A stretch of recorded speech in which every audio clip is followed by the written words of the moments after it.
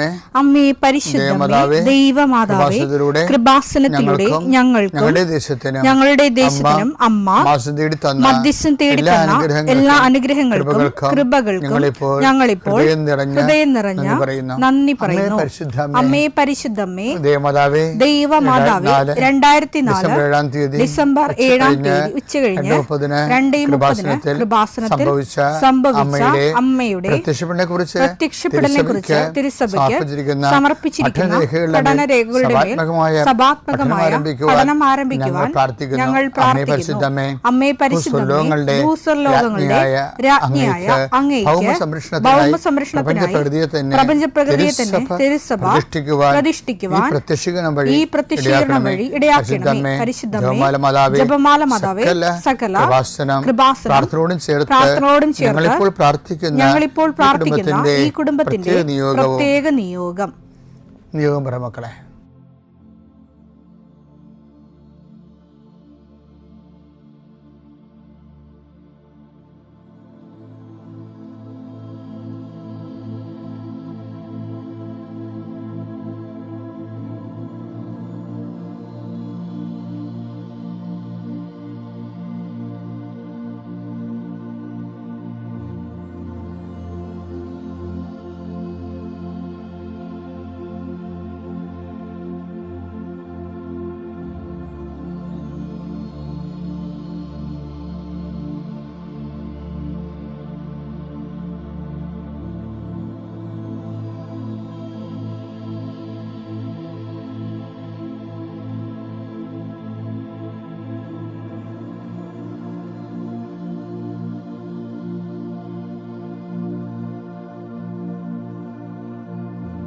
അമ്മയുടെ പ്രത്യക്ഷീകരണത്തിന്റെ ഈ അനുഗ്രഹവേളയിൽ ഞങ്ങൾക്ക് സാധിച്ചു തരുവാൻ കനിയണമേ.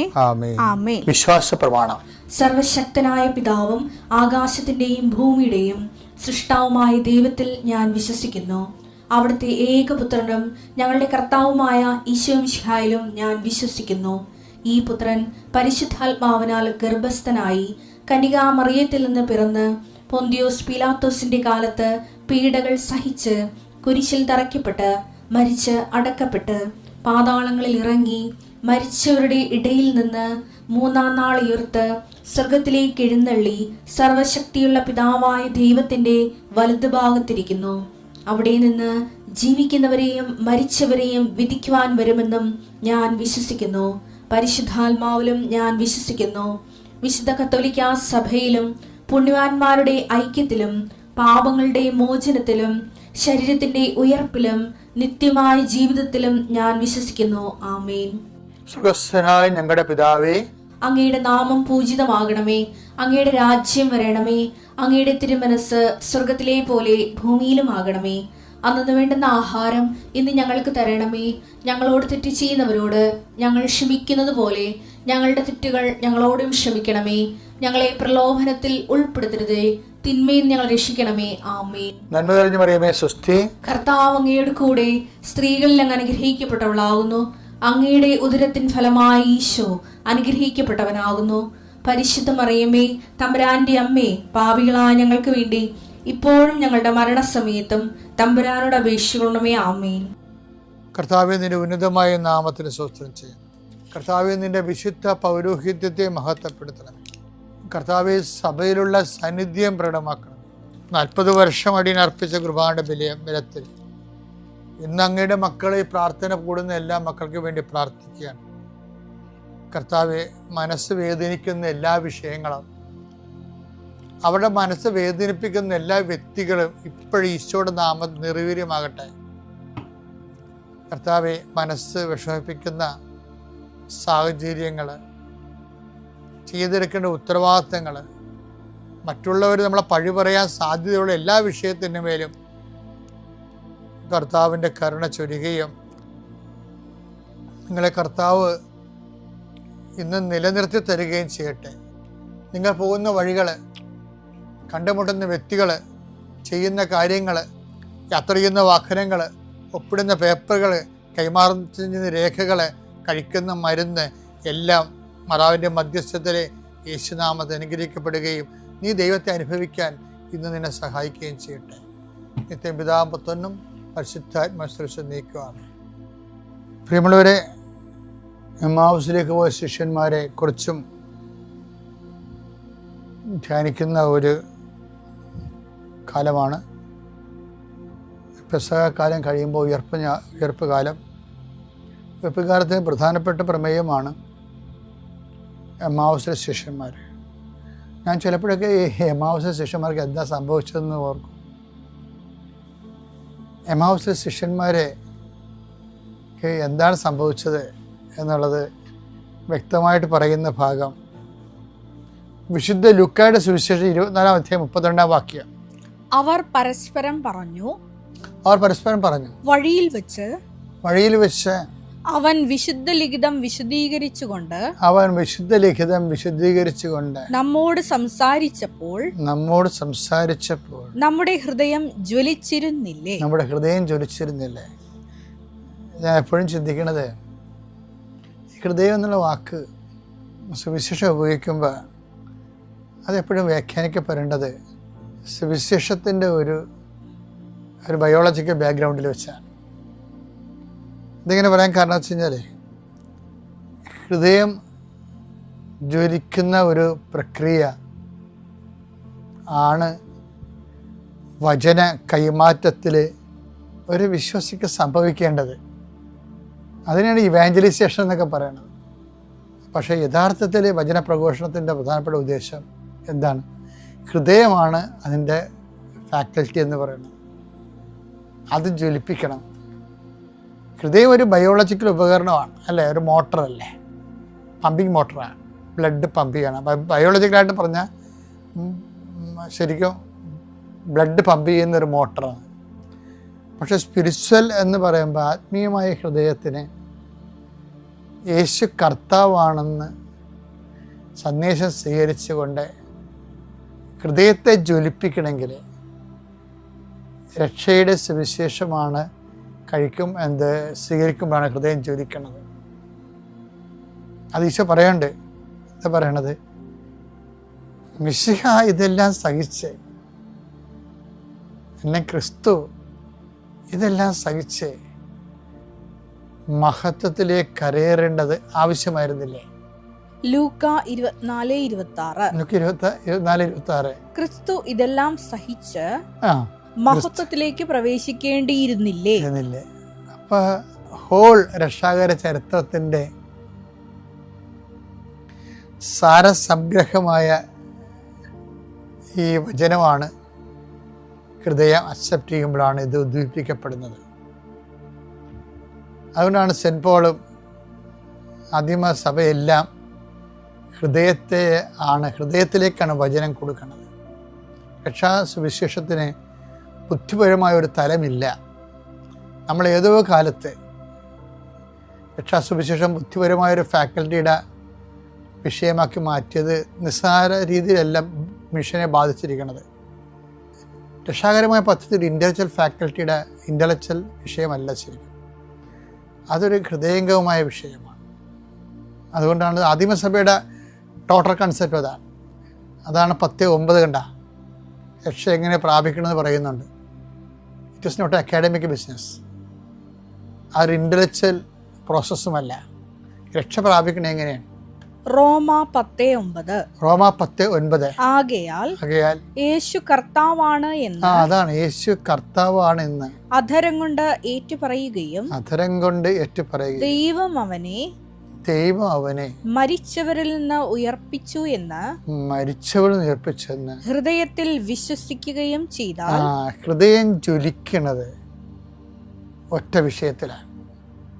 യേശു ദൈവം അവനെ മരിച്ചവൻ ഉയർപ്പിച്ചെന്ന് ഹൃദയത്തിൽ വിശ്വസിക്കണം. ഈ ഒരു വിശ്വാസം ആ ഹൃദയത്തെ ഫോക്കസ് ചെയ്തുകൊണ്ട് അവൻ നമ്മോട് സംസാരിക്കുന്ന സമയത്ത് നമ്മുടെ ഹൃദയം ജ്വലിക്കുകയായിരുന്നില്ലേ എന്ന് എമ്മാവുസിലെ ശിഷ്യന്മാർ പറയണില്ലേ?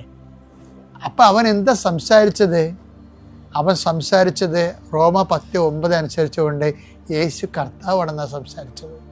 അവർ രക്ഷയുടെ അനുഭവത്തിലേക്ക് വരികയിരുന്ന ആ രക്ഷയുടെ അനുഭവം കിട്ടിയ ആൾക്കാരെ എന്താണ്? അവർ കണ്ണ് തുറന്നെന്നാണ് പറയണത്. ലൂക്ക 24:30-31. ലൂക്ക 24:30-31. അവരോടൊപ്പം ഭക്ഷണത്തിനിരുന്നപ്പോൾ അവരോടൊപ്പം ഭക്ഷണത്തിനിരുന്നപ്പോൾ അവൻ അപ്പമെടുത്ത് ആശീർവദിച്ച് മുറിച്ച് അവർക്ക് കൊടുത്തു. അപ്പോൾ അവരുടെ കണ്ണ് തുറക്കപ്പെട്ടു. അവർ അവനെ മുറിച്ചപ്പോഴേ കണ്ണ് തുറന്നു. എന്തപ്പമാണ് മുറിച്ചിരിക്കുന്നത്? ഈ വചനങ്ങളെല്ലാം കേട്ട് ഹൃദയം ജ്വലിപ്പിച്ച് രക്ഷയുടെ അനുഭവത്തിലേക്ക് വന്നപ്പോൾ എൻ്റെ ശരീരം ഭക്ഷിക്കുന്നവൻ ഞാൻ മൂലം ജീവിക്കുമെന്ന് പറഞ്ഞ ജീവൻ്റെ അപ്പമാണ് അവൻ മുറിച്ചിരിക്കുന്നത്. അതോടുകൂടി ആ മുറിക്കപ്പെട്ട നിമിഷങ്ങളിൽ അവരുടെ കണ്ണ് തുറന്നു. അവരെന്താ കണ്ടിരിക്കണത്? അകലെ കല്ലറ കണ്ടു. കല്ലറയുടെ കൂടെ കാൽവരി കണ്ടു. കാൽവരിയുടെ കൂടെ കൂട്ടായ്മ കണ്ടു. അവരെടുത്തൊരു ഓട്ടമാണ് ഓടണം. ഇതിനാണ് ആ കൂട്ടായ്മയിലേക്കും ആ കൂട്ടായ്മയിലൂടെ ഭാഗമാകുമ്പോൾ ലഭിക്കാൻ പോകുന്ന കാൽവരിയെക്കുറിച്ചും ആ കാൽവരിയുടെ നിത്യസമ്മാനമായ കല്ലറയെക്കുറിച്ചും നിത്യതയെക്കുറിച്ചും ആണ് അവർ തിരിച്ചു പോകുന്നത്. ഓരോ അപ്പമുറുക്ക ശുശ്രൂഷയും ഓരോ പെസഹവാരവും കല്ലറ കാൽവരിയും കൂട്ടായ്മയും തിരിച്ചറിഞ്ഞുകൊണ്ട് ഐക്യപ്പെടാനുള്ള ദൈവത്തിൻ്റെ വിളിയാണ്. പിതാവിൻ്റെയും പുത്രൻ്റെയും പ്രത്യക്ഷീകരണത്തിൻ്റെ സാക്ഷിയായി എന്നെ ഉയർത്തിയതിന് ഈശോയ്ക്കും കൃപാസന മാതാവിനും 1000 നന്ദി. എൻ്റെ പേര് ബിനീഷ് ജോസ്. ഞാൻ ഇടുക്കിയിലെ രാജമുടി ഇടവാംഗമാണ്. ഞാൻ ഇടുക്കിയിലെ തന്നെ ഒരു കോളേജിൽ അസിസ്റ്റൻറ്റ് പ്രൊഫസറായിട്ട് വർക്ക് ചെയ്യുകയാണ്.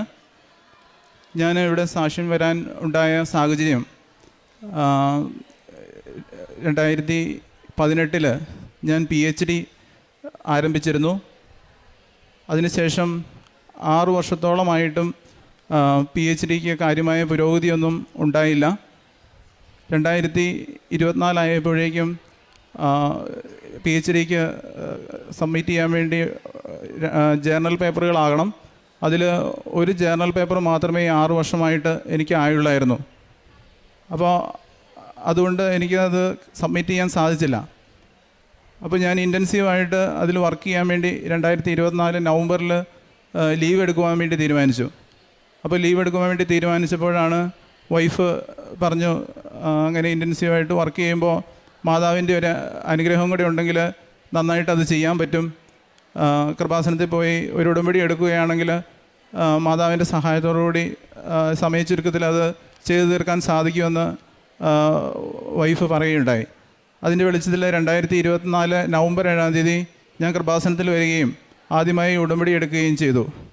അതിനുശേഷം ഞാൻ വർക്ക് കണ്ടിന്യൂ ചെയ്തു. അതോടൊപ്പം തന്നെ പ്രേക്ഷിത പ്രവർത്തനവും കാരുണ്യ പ്രവർത്തികളും ഒക്കെയായി മുന്നോട്ട് പോവുകയും ചെയ്തു. ജനുവരി 20-ാം തീയതി ഞാൻ ഒരു 10 ജേർണൽ പേപ്പറുകളിൽ സബ്മിറ്റ് ചെയ്തിട്ട് റിജക്റ്റ് ചെയ്ത ആ പേപ്പർ 2025 ജനുവരി 20-ാം തീയതി ഒരു ജേർണലിൽ സബ്മിറ്റ് ചെയ്യുകയും ആ സബ്മിറ്റ് ചെയ്ത് കുറേ നാളുകളായിട്ട് നടക്കാതിരുന്ന കാര്യം, 6 വർഷമായിട്ട് എനിക്ക് നടക്കാതിരുന്ന കാര്യം 2 മാസത്തിനുള്ളിൽ ആ ജേർണൽ പേപ്പറിൽ നിന്ന് അത് റിവിഷൻ വരികയും അത് റിവൈസ് ചെയ്ത് വീണ്ടും സബ്മിറ്റ് ചെയ്തതിന് ശേഷം 1 മാസത്തിനുള്ളിൽ അത് അക്സെപ്റ്റ് ചെയ്തു എന്ന് പറഞ്ഞുകൊണ്ടുള്ള മെയിൽ എനിക്ക് കിട്ടുകയും ചെയ്തു. അത് ഈ സമയച്ചൊരുക്കം 6 വർഷമായിട്ടും എനിക്ക് നടക്കാതിരുന്ന ഈ കാര്യം വെറും 3 മാസത്തിനുള്ളിൽ വളരെ ഹൈ ഇമ്പാക്റ്റ് ഫാക്ടറുള്ള ഒരു ജേർണലിൽ എനിക്ക് അക്സെപ്റ്റൻസ് കിട്ടിയത് അമ്മ മാതാവിൻ്റെയും ഈശോയുടെയും പ്രത്യേക അനുഗ്രഹം മൂലം സമയച്ചുരുക്കം മൂലവുമാണെന്നുള്ളത് സാക്ഷ്യം പറയാൻ വേണ്ടി ഞാൻ ആഗ്രഹിക്കുകയായിരുന്നു. അതിനുശേഷം PhDയിലേക്ക് പോകണമെങ്കിൽ ഒരുപാട് കാര്യങ്ങൾ വീണ്ടും ചെയ്യണം. പ്രീ PhD എന്ന് പറയുന്ന ഒരു പ്രോസസ്സ് ഉണ്ട്. ആ പ്രീ PhD എന്ന് പറയുന്ന പ്രോസസ്സിലേക്ക് പോകണമെങ്കിൽ ഗൈഡിൻ്റെ അനുവാദം കിട്ടണം. അപ്പോൾ ഈ ഒരു പേപ്പർ അക്സെപ്റ്റ് ചെയ്യുന്നത് മൂലം 6 വർഷമായിട്ട് എനിക്ക് അനുവദിക്കാതിരുന്ന ആ പ്രീ PhDയിലേക്കുള്ള അനുവാദം എനിക്ക് കിട്ടുകയും 2025 മെയ് 29-ാം തീയതി പ്രീ PhD നടത്താനുള്ള അനുവാദം കിട്ടുകയും അത് അമ്മ മാതാവിൻ്റെ അനുഗ്രഹത്താൽ വളരെ വിജയകരമായി പൂർത്തിയാക്കാനും സാധിച്ചു.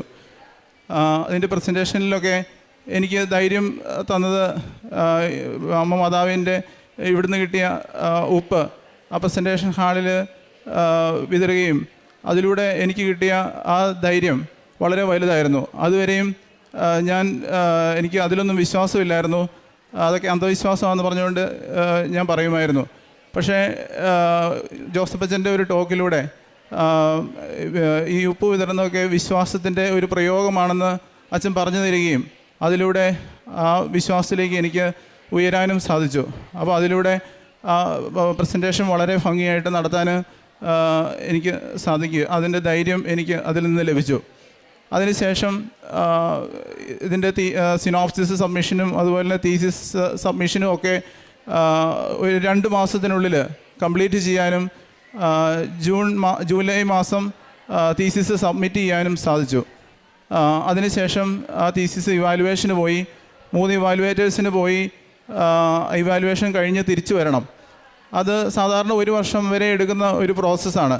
പക്ഷേ മാതാവിൻ്റെ അനുഗ്രഹത്താൽ വളരെ സമയ ചുരുക്കത്തിൽ 3 മാസം തൊട്ട് 4 മാസം വരെയുള്ള സമയം കൊണ്ട് അതിൻ്റെ എല്ലാ ഇവാലുവേഷനും കംപ്ലീറ്റ് ചെയ്ത് അത് റിപ്പോർട്ടുകൾ തിരിച്ചു വരാനും അതോടൊപ്പം തന്നെ ചെറിയൊരു കറക്ഷൻ ഉണ്ടായിരുന്നു. ആ കറക്ഷൻ ചെയ്ത് വീണ്ടും സബ്മിറ്റ് ചെയ്യാനുമുള്ള ഓർഡർ യൂണിവേഴ്സിറ്റിയിൽ നിന്ന് ലഭിക്കുകയുണ്ടായി.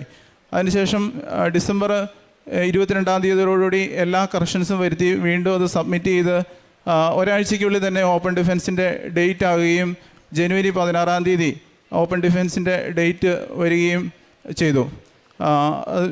ഞാൻ ആദ്യത്തെ ഉടമ്പടി എടുത്തതിന് ശേഷം 1 വർഷത്തിനുള്ളിൽ ഈ PH ഈ ഓപ്പൺ ഡിഫൻസ് വരെയുള്ള കാര്യങ്ങൾ 6 വർഷമായിട്ട് നടക്കാതിരുന്ന കാര്യങ്ങൾ വെറും 1 വർഷം കൊണ്ട് അതിൻ്റെ എല്ലാ പ്രോസസ്സുകളും കംപ്ലീറ്റ് ചെയ്ത് ഓപ്പൺ ഡിഫൻസിലേക്ക് എത്തിച്ചേരുവാനുള്ള അനുഗ്രഹം അമ്മ മാതാവിൻ്റെയും തിരുക്കുമാരൻ്റെയും പ്രത്യേക അനുഗ്രഹമാണെന്നുള്ളത് ഞാൻ എല്ലാവരുടെയും വിശ്വാസത്തിലേക്കായി പറയാൻ ആഗ്രഹിക്കുകയാണ്. അതോടൊപ്പം തന്നെ കൃപാസനത്തെക്കുറിച്ച് ഞാനിവിടെ വരുമ്പോൾ വരുന്നതിന് മുമ്പ് എനിക്ക് വളരെ നെഗറ്റീവായിട്ടുള്ള ഒരു ആറ്റിറ്റ്യൂഡായിരുന്നു അതിനോടുണ്ടായിരുന്നത്. കാരണം സോഷ്യൽ മീഡിയയിൽ കൂടെയൊക്കെ അറിയാം, നമുക്ക് ഒരുപാട് നെഗറ്റീവ് ആയിട്ടുള്ള ന്യൂസുകളൊക്കെ ഇങ്ങനെ പോകുന്ന ഒരു സമയമുണ്ടായിരുന്നു.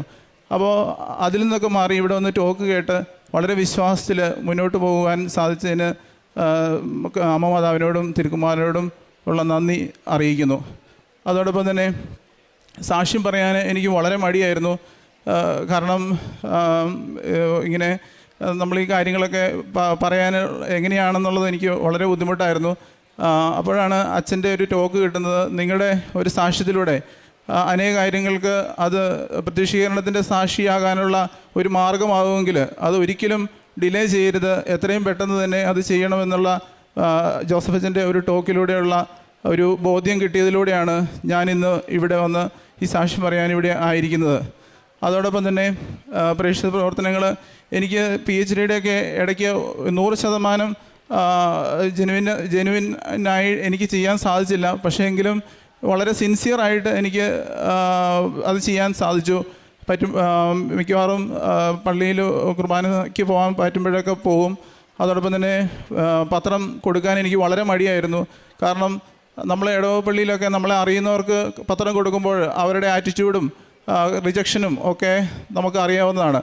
അപ്പോൾ അങ്ങനെയൊരു ഇതിൽ കുറച്ച് നമ്മൾ താഴണം. ആ താഴാനുള്ള ഒരു മൈൻഡ് എനിക്കില്ലായിരുന്നു ആദ്യം. പക്ഷേ അതൊക്കെ എനിക്ക് അമ്മ മാതാവിൻ്റെയും തിരുക്കുമാരൻ്റെയും സഹായത്തോടുകൂടി അങ്ങനെ താഴ്മയോടുകൂടി അത് കൊടുക്കുവാനും അവർ റിജക്റ്റ് ചെയ്യുവാണെങ്കിൽ അതിനെ വളരെ ധൈര്യപൂർവ്വം ഫേസ് ചെയ്യുവാനൊക്കെയുള്ള ഒരു ധൈര്യം ലഭിച്ചു. അതോടൊപ്പം തന്നെ പ്രേക്ഷിത പ്രവർത്തനങ്ങളിൽ അങ്ങനെ മുഴുകി. അതുപോലെ കാരുണ്യ പ്രവർത്തികളിൽ ഞാൻ കോട്ടയത്ത് യൂണിവേഴ്സിറ്റിയിൽ ഇൻറ്റൻസീവായിട്ട് വന്നപ്പോൾ അവിടെ മെഡിക്കൽ കോളേജിൽ പോവുകയും അവിടുത്തെ രോഗികളെയൊക്കെ കാണുകയും അതോടൊപ്പം തന്നെ അവിടെ ആശ്രയ എന്ന് പറയുന്ന ഒരു ട്രസ്റ്റുണ്ട്. അവിടെ രോഗികളെ പോയി കാണുകയും അവരെ ആശ്വസിപ്പിക്കുകയും അവർക്ക് വേണ്ട വസ്ത്രങ്ങളും അതോടൊപ്പം തന്നെ ഫുഡിനുള്ള പൈസയൊക്കെ കൊടുക്കുകയൊക്കെ ചെയ്തു. അതോടൊപ്പം തന്നെ ഞങ്ങളുടെ നാട്ടിലുള്ള സ്നേഹ മന്ദിരം എന്ന് പറയുന്ന സ്ഥലമുണ്ട്. അവിടെ പോയി ഈ അനാഥരായ കുട്ടികളെ ഒക്കെ പഠിപ്പിക്കാൻ വേണ്ടി സഹായിക്കാൻ വേണ്ടി ധനസഹായം നൽകുകയും അങ്ങനെ എന്നാലാകുന്ന വിധം അത് നടത്തുകയും ചെയ്തു. ഇന്ന് ഞാൻ വീണ്ടും ഉടമ്പടി പുതുക്കി പഴയതിലും കുറച്ചുകൂടി നന്നായിട്ട് അതിൻ്റെ കാരുണ്യപ്രവൃത്തികളും പ്രേക്ഷിത പ്രവർത്തനവും നടത്തി വിശ്വാസത്തിൽ മുന്നോട്ട് പോകണമെന്നുള്ള ആഗ്രഹവുമുണ്ട്. ഇത്രയും ഈ ഒരു PhDയുടെ സാക്ഷ്യത്തിലൂടെ അമ്മ മാതാവും തിരുക്കുമാരനും എനിക്ക് തന്ന ഈ അനുഗ്രഹങ്ങൾ നന്ദിയോടെ ഓർത്തുകൊണ്ട് ഞാൻ നിർത്തുന്നു. നന്ദി. വിശുദ്ധ ലൂക്കായുടെ സുവിശേഷം 24-ാം അധ്യായം 32-ാം തിരുവചനം. അവർ പരസ്പരം പറഞ്ഞു, വഴിയിൽ വെച്ച് അവൻ വിശുദ്ധ ലിഖിതം വിശദീകരിച്ചു കൊണ്ടിരുന്നപ്പോൾ നമ്മോട് സംസാരിച്ചപ്പോൾ നമ്മുടെ ഹൃദയം ജ്വലിച്ചിരുന്നില്ലേ? അവർ അപ്പോൾ തന്നെ എഴുന്നേറ്റ് ജെറുസലേമിലേക്ക് തിരിച്ചുപോയി. അവിടെ കൂടിയിരുന്ന 11 പേരെയും അവരോടൊപ്പം ഉണ്ടായിരുന്നവരെയും കണ്ടു. ബിനീഷ് ജോയി എന്ന ഈ സഹോദരൻ്റെ ശക്തമായ പ്രത്യക്ഷീകരണ സാക്ഷ്യമാണ് നാം ഇപ്പോൾ കേട്ടത്. ഒരു അസിസ്റ്റൻ്റ് പ്രൊഫസറായി ജോലി ചെയ്യുന്ന ഈ മകനെ 6 വർഷമായിട്ട് PhD എടുക്കുമ്പോഴുണ്ടായ ഒരു പ്രതിസന്ധി കാലഘട്ടത്തിൽ കൂടി കടന്നുപോയപ്പോൾ ഉടമ്പടിയെടുത്ത ആ നിമിഷം മുതലുണ്ടായ പരിശുദ്ധ അമ്മയുടെ ഇടപെടലിനെയും തിരുക്കുമാരൻ്റെ വലിയ കൃപയുടെയും അനുഗ്രഹത്തിൻ്റെയും ഒരു കഥയാണ്, ഒരു വലിയ സംഭവമാണ്, അനുഭവ സാക്ഷ്യമാണ് ഈ മകനോട് ഏറ്റുപറഞ്ഞത്. മകൻ 6 വർഷമായിട്ട് വളരെ ബുദ്ധിമുട്ടിയിട്ടായിരുന്നു അദ്ദേഹത്തിൻ്റെ ഫസ്റ്റ് ജേണൽ സബ്മിറ്റ് ചെയ്തത്. എന്നാൽ തന്നെയും അത് ആക്സെപ്റ്റ് ചെയ്യാനായിട്ട് വളരെയധികം സമയമെടുത്തു. അപ്പോഴാണ് ജീവിത പങ്കാളി മകനോട് പറഞ്ഞത്, നമുക്ക് അവിടെ പോയി ഒന്ന് ഉടമ്പടി എടുക്കാം. പക്ഷേ ഇദ്ദേഹത്തിന് ലഭിച്ചിട്ടുള്ള അദ്ദേഹത്തിന് കൃപാസനത്തെക്കുറിച്ച് ലഭിച്ചിട്ടുള്ള വളരെ നെഗറ്റീവായിട്ടുള്ള ട്രോള്, അതുപോലെ തന്നെ ഇംപ്രഷൻ, അതെല്ലാം ഒരു തട്ടിപ്പ്, അല്ലെങ്കിൽ ഈ ഉപ്പ് എങ്ങനെയാണ് പ്രയോഗിക്കേണ്ടത്, ഇങ്ങനെയുള്ള ഒരു നെഗറ്റീവ് ആറ്റിറ്റ്യൂഡിൽ കടന്നു പോകുമ്പോഴാണ് അദ്ദേഹം ഇവിടെ വന്ന് ഉടമ്പടി എടുത്തപ്പോൾ ബഹുമാനപ്പെട്ട ജോസഫ് അച്ഛൻ്റെ പ്രബോധനങ്ങൾ കേൾക്കുകയും അതിലുള്ള വാസ്തവ്യത ഇതെല്ലാം ബിബ്ലിക്കലി പ്രൂവ്ഡ് ആയിട്ടുള്ള കാര്യങ്ങളാണ്. നാം കത്തോലിക്ക സഭയോട് വളരെ ചേർന്നുകൊണ്ടാണ്, ദൈവകൽപ്പനകൾ പാലിച്ചുകൊണ്ടാണ് മനുഷ്യർ ജീവിതത്തിലേക്ക് കടന്നു വരുന്നതും ദൈവാനുഗ്രഹം പ്രാപിക്കുന്നതെന്നെല്ലാം ഈ മകനെ മനസ്സിലാക്കാനുള്ള വലിയ ദൈവാനുഗ്രഹവും കൃപയും ഉണ്ടായി. 1 മാസത്തിനുള്ളിൽ തന്നെ അദ്ദേഹത്തിൻ്റെ റിജക്റ്റഡായ പേപ്പർ സബ്മിഷൻ റിവൈസ് ചെയ്യുവാനും അത് 3 മാസത്തിനുള്ളിൽ ആ ജേണൽ ആക്സെപ്റ്റ് ചെയ്യാനുള്ള കൃപയുണ്ടായെന്നാണ് ഈ മകനേറ്റ് പറയുന്നത്. അതുപോലെ തന്നെ ഓപ്പൺ ഡിഫൻസിൻ്റെ സമയത്ത് അദ്ദേഹത്തിന് ഈ വിശ്വാസത്തോടു കൂടിയുള്ള ഉടമ്പടി ഉപ്പിൻ്റെ പ്രാധാന്യം എന്താണ് ഉപ്പ് എന്നും അതിൻ്റെ വിശ്വാസ പ്രയോഗം എന്താണെന്നെല്ലാം അദ്ദേഹത്തിന് കൃത്യം മനസ്സിലാവുകയും അത് പ്രയോഗിക്കുകയും അതിനുള്ള ഉടമ്പടി കാശുരൂപം എന്താണെന്നും പരിശുദ്ധ അമ്മ തൻ്റെ തന്നെ കൂടെ നിൽക്കുന്ന വലിയ ജീവിതാനുഭവം അദ്ദേഹത്തിന് ഉണ്ടായതായി ഏറ്റുപറയുകയാണ്. നമുക്കറിയാം, ഇൻ്റലക്ച്വലായിട്ടുള്ള ആളുകൾ അതിനെ മനസ്സിലാക്കി കഴിഞ്ഞാൽ അത് ഏറ്റുപറയുമ്പോഴുള്ള ഒരു വലിയ ജീവിതാനുഭവം അതവരിൽ നിന്ന് ഒരിക്കലും മാഞ്ഞു പോവുകയില്ല. അവർ ഏറ്റുപറയുന്നത് തന്നെയാണ്. ബഹുമാനപ്പെട്ട ജോസഫ് അച്ഛൻ ഒരു വിശ്വാസ പ്രഖ്യാപനത്തെക്കുറിച്ച് ധ്യാനങ്ങളിൽ നമ്മോട് പറയുമ്പോൾ, നിങ്ങൾക്ക് നൽകിയ സാക്ഷ്യം, നിങ്ങൾക്ക് കിട്ടിയിട്ടുള്ള സാക്ഷ്യങ്ങൾ നിങ്ങൾ മനുഷ്യരുടെ മുൻപിൽ ഏറ്റുപറയുമ്പോഴാണ് ഈശോ പിതാവിൻ്റെ മുൻപിൽ നമ്മയും ഏറ്റുപറയുക എന്ന് നമുക്ക് വിശ്വസിക്കാൻ മാത്രം നമ്മുടെ ജീവിതത്തിലേക്ക് ദൈവം ഇടപെടുമ്പോൾ അത് നമ്മുടെ ഒരു വലിയ കടമയാണ്. ഒരു കടമായി കിടക്കാതിരിക്കാനായി നമുക്ക് പരിശ്രമിക്കുകയും ചെയ്യാം. അതുപോലെ തന്നെ ഇദ്ദേഹത്തിന് കൃപാസനം പത്രം മറ്റുള്ളവരോട് ഈശോയെക്കുറിച്ചും പരിശുദ്ധ അമ്മയെക്കുറിച്ചും പറഞ്ഞു കൊടുക്കുവാനുള്ള ഒരു ലജ്ജ, ഒരു നാണക്കേട്, എൻ്റെ സ്റ്റാറ്റസ് ലോ ആയി പോകുമല്ലോ. പക്ഷേ അവിടെ അദ്ദേഹം പരിശുദ്ധ അമ്മയെ പോലെ ഇതാ കർത്താവിൻ്റെ ദാസി എന്ന് പറയുവാനും അങ്ങയുടെ ദാസിയെ അവിടുന്ന് തൃക്കൺ പാർത്തു, ദൈവം എനിക്ക് ശക്തനായവൻ എനിക്ക് വലിയ കാര്യങ്ങൾ ചെയ്തു തന്നിരിക്കുന്നു എന്നെല്ലാം ഓർത്ത് വചനത്തിൽ അധിഷ്ഠിതമായ അദ്ദേഹത്തിന് ജീവിക്കാനെല്ലാം സാധിച്ചപ്പോഴാണ് പരിശുദ്ധ അമ്മ ഒരിക്കലും തൻ്റെ ജീവിതത്തെക്കുറിച്ച് ഞാനൊരു ദാവീദിൻ്റെ വംശത്തിൽപ്പെട്ടവളാണ്, അല്ലെങ്കിൽ ഞാൻ യൂദാ കുടുംബത്തിലെ കുലത്തിൽപ്പെട്ടതാണെന്നൊന്നും ഒരിക്കലും പരിശുദ്ധ അമ്മ പറഞ്ഞിട്ടില്ല.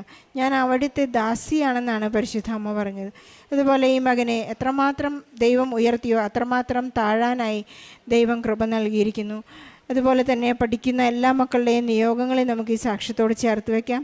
എല്ലാവരും ദൈവകൃപയിലേക്ക് നടന്നെടുക്കട്ടെ, ഉടമ്പടിയിലൂടെ ജീവിക്കാനുള്ള കൃപ നൽകട്ടെ. കുറച്ചുകൂടി ഓരോ പ്രാവശ്യവും ഉടമ്പടി പുതുക്കുമ്പോൾ ദൈവത്തിലേക്ക് കൂടുതൽ അടുക്കുവാനും നിത്യതയെക്കുറിച്ച് മനസ്സിലാക്കുവാനും ഈശോയെ സ്വീകരിക്കുമ്പോൾ ഈശോയെ തൊടുന്ന അനുഭവം നമുക്കുണ്ടാകുവാനുമായി നമുക്ക് പ്രാർത്ഥിക്കാം. ബിനീഷ് ജോയ്ക്ക് ലഭിച്ച എല്ലാ അനുഗ്രഹങ്ങൾക്കും കൃപകൾക്കും ഈശോയ്ക്കും പരിശുദ്ധ അമ്മയ്ക്കും നല്ല ഒരു കയ്യടി. അമ്മയ്ക്കും 1000 നന്ദി. പ്രത്യക്ഷീകരണത്തിൻ്റെ സാക്ഷിയായി എന്നെ എൻ്റെ കുടുംബത്തെ അനുഗ്രഹിച്ച തമ്പുരാനും ഈശോയ്ക്കും നന്ദി പറയുന്നു. എൻ്റെ പേര് ബിന്ദു. ഞാൻ കോട്ടയം ജില്ലയിലെ കാഞ്ഞിരപ്പള്ളി തമ്പലക്കാട്ട് ഇടവയിൽ നിന്ന് വരുന്നു. ഞാൻ കൃപാസനത്തിൽ വരാനുണ്ടായ കാരണം ഞാൻ കാഞ്ഞിരപ്പള്ളി പാർലർ നടത്തുകയാണ്. എൻ്റെ ഒത്തിരി കസ്റ്റമർ കൃപാസനത്തിൽ വന്ന് ഉടമ്പടി എടുക്കുകയും അവരുടെ ഓരോ അനുഭവം എൻ്റെ കടയിൽ വന്നിരുന്ന് പറയുകയും ചെയ്യുമ്പോൾ എന്നോട് പറഞ്ഞു, നിങ്ങൾ നിങ്ങളുടെ കുടുംബവും പോയി ഉടമ്പടി എടുത്ത് ഇതിന് സാക്ഷിയാകണമെന്ന് പറഞ്ഞു. അപ്പോൾ ആദ്യമൊന്നും എനിക്ക് വിശ്വാസം ഉണ്ടായില്ല. പക്ഷേ ഞാൻ കടയിലിരുന്ന് ഫോണിൽ റീൽസിൽ ഇതിലെല്ലാം കാണുമ്പോൾ ആദ്യമൊന്നും എനിക്ക് വിശ്വാസം വന്നില്ല. പിന്നെ അത് കഴിഞ്ഞിട്ട് ഞാൻ ഒത്തിരി പേരിങ്ങനെ പറയുന്നുണ്ട്, അവരുടെ സാക്ഷ്യം പറഞ്ഞു കഴിഞ്ഞപ്പം എനിക്കും അങ്ങനെ ഒരു അനുഭവം ഉണ്ടായി. അന്ന് എനിക്ക് യൂട്രസിൻ്റെ അകത്ത് പ്രശ്നമായിരുന്നു. അപ്പോൾ ഇവർ പറയുന്നത് കേട്ടുകൊണ്ട് ഇവർ പ്രാർത്ഥനാ പുസ്തകം അങ്ങനെ എല്ലാം കൊണ്ട് പ്രാർത്ഥനയെല്ലാം തന്നതിൻ്റെ ഫലമായി ഞാനും കടയിലിരുന്ന് പ്രാർത്ഥിക്കാൻ തുടങ്ങി. അങ്ങനെ എനിക്കൊരു അനുഭവം മാതാവിൽ നിന്ന് കിട്ടിയപ്പം ഞാൻ ഇവിടെ വന്നു. പക്ഷേ അന്ന് എനിക്ക് ഉടമ്പടി എടുക്കാൻ പറ്റുമെന്ന് അറിയത്തില്ലായിരുന്നു.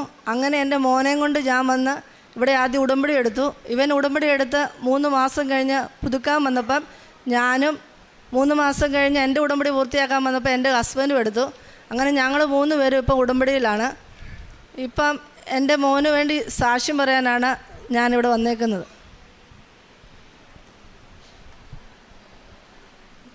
പ്രത്യക്ഷണത്തിൻ്റെ സാക്ഷിയാക്കിയ ഈശോയും മാതാവിനോടും ഞാൻ ആദ്യമേ നന്ദി പറയുന്നു. എൻ്റെ പേര് അഭിഷേക്. ഞാൻ കോട്ടയം ജില്ലയിലെ തമ്മലക്കാട് ഇടവകയിൽ നിന്ന് വരുന്നു. ഞാൻ +2 കഴിഞ്ഞ് ജർമ്മൻ പഠിക്കുന്ന സമയത്താണ് ഞാൻ ഉടമ്പടി എടുത്തത്. പിന്നെ ഞാൻ എൻ്റെ അമ്മ പറഞ്ഞിട്ടാണ് ഞാൻ ഉടമ്പടി എടുത്തത്. ഞാൻ സാധാരണ നോർമൽ ക്രിസ്ത്യാനി ഒരു ദൈവത്തെ വിശ്വസിക്കുന്ന രീതിയിലാണ് ഞാൻ ഉടമ്പടി എടുത്തത്. അപ്പം ഞാൻ ജർമ്മനൊക്കെ പഠിക്കാൻ പൊതുവെ പാടായിരിക്കുമല്ലോ. അപ്പോഴത്തേക്ക് ഞാനത് ഇത് ഉടമ്പടി എടുക്കുവാണ്, എനിക്ക് പെട്ടെന്ന് പാസ്സായി എനിക്ക് പോകാമെന്ന് വിചാരിച്ച് ഞാൻ ഉടമ്പടി എടുത്തതാണ്. അപ്പം അങ്ങനെ പിന്നെ എൻ്റെ ചെറുപ്പം തൊട്ടുള്ള എൻ്റെ വിചാരം എന്ന് പറഞ്ഞാൽ നമ്മൾ സിസ്റ്റമാറ്റിക്കായിട്ടൊരു കാര്യം ചെയ്യുവാണെങ്കിൽ നമുക്ക് നല്ല രീതിയിൽ ചെയ്യാൻ പറ്റും. പിന്നെ ഇന്ന പരീക്ഷ ഇന്ന ദിവസം ഉണ്ടെങ്കിൽ നമുക്കത് ഇപ്പോൾ ഇന്ന് പഠിക്കാൻ തുടങ്ങി നമുക്ക് 3 ദിവസം കൊണ്ട് പഠിച്ച് തീർക്കാം.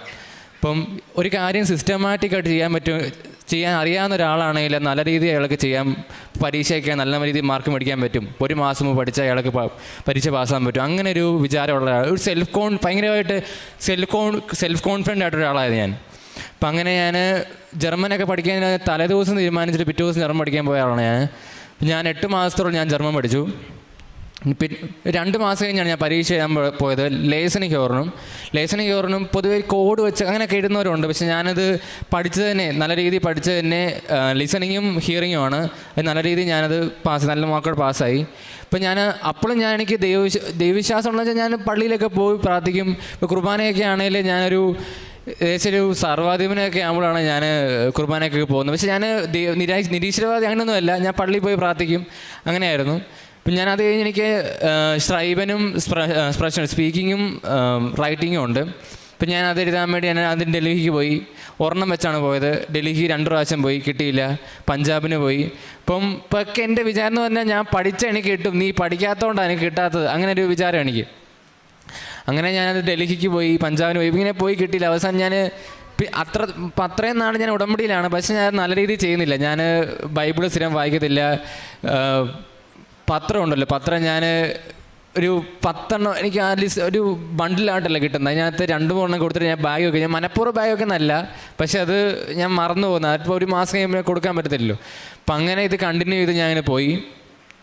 ഇപ്പം ഏകദേശം 2ാമത്തെ ഉടമ്പടിക്ക് 3ാമത്തെ ഉടമ്പടി സമയത്താണെന്നു പിന്നെ ഞാൻ ജനുവരി ആയി. ഇപ്പം പൊതുവേ 1 വർഷത്തിനുള്ളിൽ എല്ലാവരും പാസ്സായി കയറി പോകണം, അത് അതിൻ്റെ ഒരു രീതി. ഇപ്പോൾ ജനുവരി ആയപ്പോൾ ഞാൻ ജനുവരിയോട് ഉടമ്പടി പുതുക്കാൻ വന്നപ്പോൾ ഞാൻ മാതാവിനോട് പറഞ്ഞു, ജൂണിനുള്ളിൽ ഇത് ശരിയായില്ലേ ഞാൻ തിരിച്ച് ഇങ്ങോട്ട് വരത്തില്ലെന്ന് പറഞ്ഞു. എന്നിട്ട് പിന്നെ ഞാൻ ഹൈദരാബാദിന് പോയി. ഹൈദരാബാദിന് പോയിട്ട് ഞാൻ എല്ലാ പരീക്ഷ എഴുതാൻ പോകുമ്പോഴും ഞാൻ എണ്ണ തല തേച്ച് ഉടമ്പടി തൈലം തേച്ച് പിന്നെ ഞാൻ പ്രാർത്ഥിച്ച് ഉപ്പ് കഴിച്ചിട്ടൊക്കെയാണ് ഞാൻ പോകുന്നത്. അത് കഴിഞ്ഞിട്ട് ഞാൻ ഹൈദരാബാദ് പോയി. ഇപ്പോൾ ഒരെണ്ണം എനിക്ക് ഹൈദരാബാദ്, പക്ഷെ അത് എന്നാ പറയുക, അതൊരു ദൈവാനുഗ്രഹം കൊണ്ട് തന്നെ കിട്ടിയത്. കാരണം വെച്ചാൽ ഞാൻ അന്ന് എഴുതേണ്ട ടോപ്പിക്ക് തലേദിവസം എനിക്കത് ഈ ടോപ്പിക്ക് പഠിച്ചാൽ മതി എൻ്റെ ഒരു ഉൾത്തോന്നൽ വന്നു.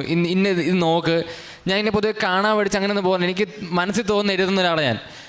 അപ്പം അന്ന് തലേദിവസം എനിക്ക് തോന്നുന്നു ഇന്ന ടോപ്പിക്ക് നീ പഠിക്കുക. അപ്പോൾ എനിക്ക് എന്നെ അവിടെ ഒരു ആനിയമ്മ എന്ന് പുള്ളിക്കാരത്തിയുണ്ട്. അപ്പോൾ ആനിയമ്മയുടെ ചെക്കൊക്കെ ചെയ്യിച്ച് ഞാനത് ഇപ്പം കറക്റ്റ് എനിക്ക് ആ ടോപ്പിക്ക് പഠിക്കാൻ തോന്നി. പിറ്റേ ദിവസം ഞാനത് പരീക്ഷ എൻ്റെ ദൈവാനുഗ്രഹം മാതാവിന് അനുഗ്രഹത്തെ എനിക്ക് അതേ ടോപ്പിക്കാണ് വന്നത്. ഞാൻ എഴുതി പാസ്സായി. പിന്നെ അതുപോലെ തന്നെ തിരുവനന്തപുരത്താണ് ഞാൻ എക്സ്പ്രഷൻ പാസ്സായത്. അത് ഇതുപോലെ തന്നെ ഞാൻ തലേദിവസം എനിക്ക് ഇന്ന ടോപ്പിക്ക് ഞാൻ പഠിച്ചിട്ട് ഇന്ന ടോപ്പിക്ക് പഠിക്കാൻ എനിക്ക് ഉൾത്തോന്നൽ വന്നു. സാധാരണ അങ്ങനെയൊന്നും വരാറില്ല, ഞാൻ എല്ലാം അങ്ങോട്ട് നോക്കിയിട്ടൊക്കെയാണ് പോകുന്നത്. പിന്നെ പിറ്റേ ദിവസം അതേ ടോപ്പിക്ക് തന്നെ വന്നു. ഞാൻ അന്നും ഉടമ്പടി തൈലവും പ്രാർത്ഥിച്ചൊക്കെയാണ് പോകുന്നത്. അപ്പം എൻ്റെ ഒരു അനുഭവത്തെ ഞാനിപ്പം അന്ന് എനിക്ക് CSP കാറ്റഗറി വെച്ചാൽ സെപ്റ്റംബറിൽ എനിക്ക് പോകാൻ പറ്റിയില്ല. അന്ന് വിസയ്ക്ക് പൊതുവേ അങ്ങനെ ഒരു കാറ്റഗറി ഇല്ലാത്ത എൻ്റെ കഷ്ടകാലം കൊണ്ടാണെന്ന് അറിയത്തില്ല. അന്ന് CSP കാറ്റഗറി എന്നൊരു കാറ്റഗറി വന്നു. അന്ന് ഇനിയിപ്പോൾ ഇന്ന കാറ്റഗറിയിൽ നമ്മൾ ഓൺലൈനായിട്ട് ഡോക്യുമെൻറ്റ് സബ്മിറ്റ് ചെയ്ത് അപ്രൂവൽ വന്നാലേ നമുക്ക് വിസ സബ്മിറ്റ് ചെയ്യാൻ പറ്റത്തുള്ളൂ. അപ്പം അങ്ങനെ സെപ്റ്റംബറിൽ 1 എനിക്ക് പോകണമായിരുന്നു. അന്ന് എനിക്ക് സബ്മിറ്റ് ചെയ്യാൻ പറ്റിയില്ല. തുടർന്ന് ഞാൻ ഉടമ്പടിയിലായിട്ട് ഞാനത് അന്ന് പോകാൻ പറ്റില്ല. പിന്നെ ഞാനൊരു ഇൻസ്റ്റിറ്റ്യൂട്ടിൽ പഠിപ്പിക്കാൻ കയറി. ഞാൻ ഈ കാലയളവിൽ തന്നെയാണ് ഞാൻ പഠിപ്പിക്കാൻ കയറിയത്. ഇപ്പം ഞാൻ അവിടെ എനിക്കൊരു അഡ്മിൻ സ്ഥാനമൊക്കെ കിട്ടി. ഞാൻ അവിടെ പൊതുവേ ഒരു 1-2 മാസമൊക്കെയാണ് അസീസി ഇൻസ്റ്റിറ്റ്യൂട്ടിലാണ് പറഞ്ഞാൽ പൊതുവെ 1-2 മാസമൊക്കെയാണ് അവിടെ ചെയ്യുന്നത്. പക്ഷേ എന്താണെന്ന് വെച്ചാൽ ഞാൻ 7 മാസത്തോളം ഞാൻ അവിടെ അഡ്മിനായിരുന്നു. വെച്ചാൽ ഞാൻ +2 കഴിഞ്ഞ ഒരാളാണ്. നല്ല രീതിയിൽ ഞാൻ ഈ മൈക്ക് പിടിച്ച് ഇങ്ങനെ സംസാരിക്കുന്നത് തന്നെ ഒരു വലിയൊരു അനുഗ്രഹമായിട്ട്. ഞാൻ പൊതുവേ ഒരു പൊതുവേദികളിൽ നിന്ന് ഇങ്ങനെ സംസാരിക്കാൻ ഭയങ്കര ധൈര്യം കുറവുള്ള ഒരാളാണ്. പിന്നെ ഒരു കാര്യം ചൊവ്വേനേരെ പറയാൻ എനിക്കറിയില്ല. ഇപ്പം ഞാൻ എന്ത് സംസാരിക്കുവാണെങ്കിലും ഇങ്ങനെ കുറഞ്ഞ സംസാരിക്കുന്നുള്ളൂ. അപ്പം നല്ല രീതിയിൽ കോൺഫിഡൻ്റ് ആയിട്ട് 100-200 പേര് നിൽക്കുന്ന രീതിയിൽ ഇങ്ങനെ സംസാരിക്കും. ഞാൻ പിള്ളേരോട് ഇങ്ങനെ എനിക്കവിടെ സംസാരിക്കും. ഞാൻ ഈ മൈക്കിൻ്റെ എൻ്റെ ഒരു പ്രശ്നമൊക്കെ മാറി. അങ്ങനെ ഞാൻ 7 മാസത്തിൽ അവിടെ ആയിരുന്നു. ഇപ്പം ഞാൻ വിസയ്ക്ക് വെച്ചു, വിസ കിട്ടി. പിന്നെ ഈ കാലം എനിക്ക് എന്നാ പറയാം, ഈ റിജക്ഷൻ വരാൻ സാധ്യതയുണ്ട്. വാലിഡിറ്റി 1 വർഷം കഴിഞ്ഞാൽ ചിലപ്പോൾ റിജക്ഷൻ വരാനുള്ള സാധ്യതയുണ്ട്. അപ്പോൾ അതുകൊണ്ട് അതാണെന്ന് വെച്ചാൽ ഞാൻ ഒന്നുകൂടെ പോയി B1 പരീക്ഷ എഴുതി. എനിക്ക് B1 പരീക്ഷ ഒറ്റയടിക്ക് കിട്ടി. ഇപ്പം ഞാൻ പറയുന്നത് നമ്മുടെ കോൺഫിഡൻസ് നല്ലതാണ്, പക്ഷെ ദൈവാനുഗ്രഹം ഇല്ലാതെ നമുക്ക് ഒരു പരിപാടി നടക്കത്തില്ല. ഇപ്പം ഞാൻ ഇപ്പോഴും ഉടമ്പടിയിലാണ്. ഇത് തുടർന്ന് ഇതുപോലെ പോകും.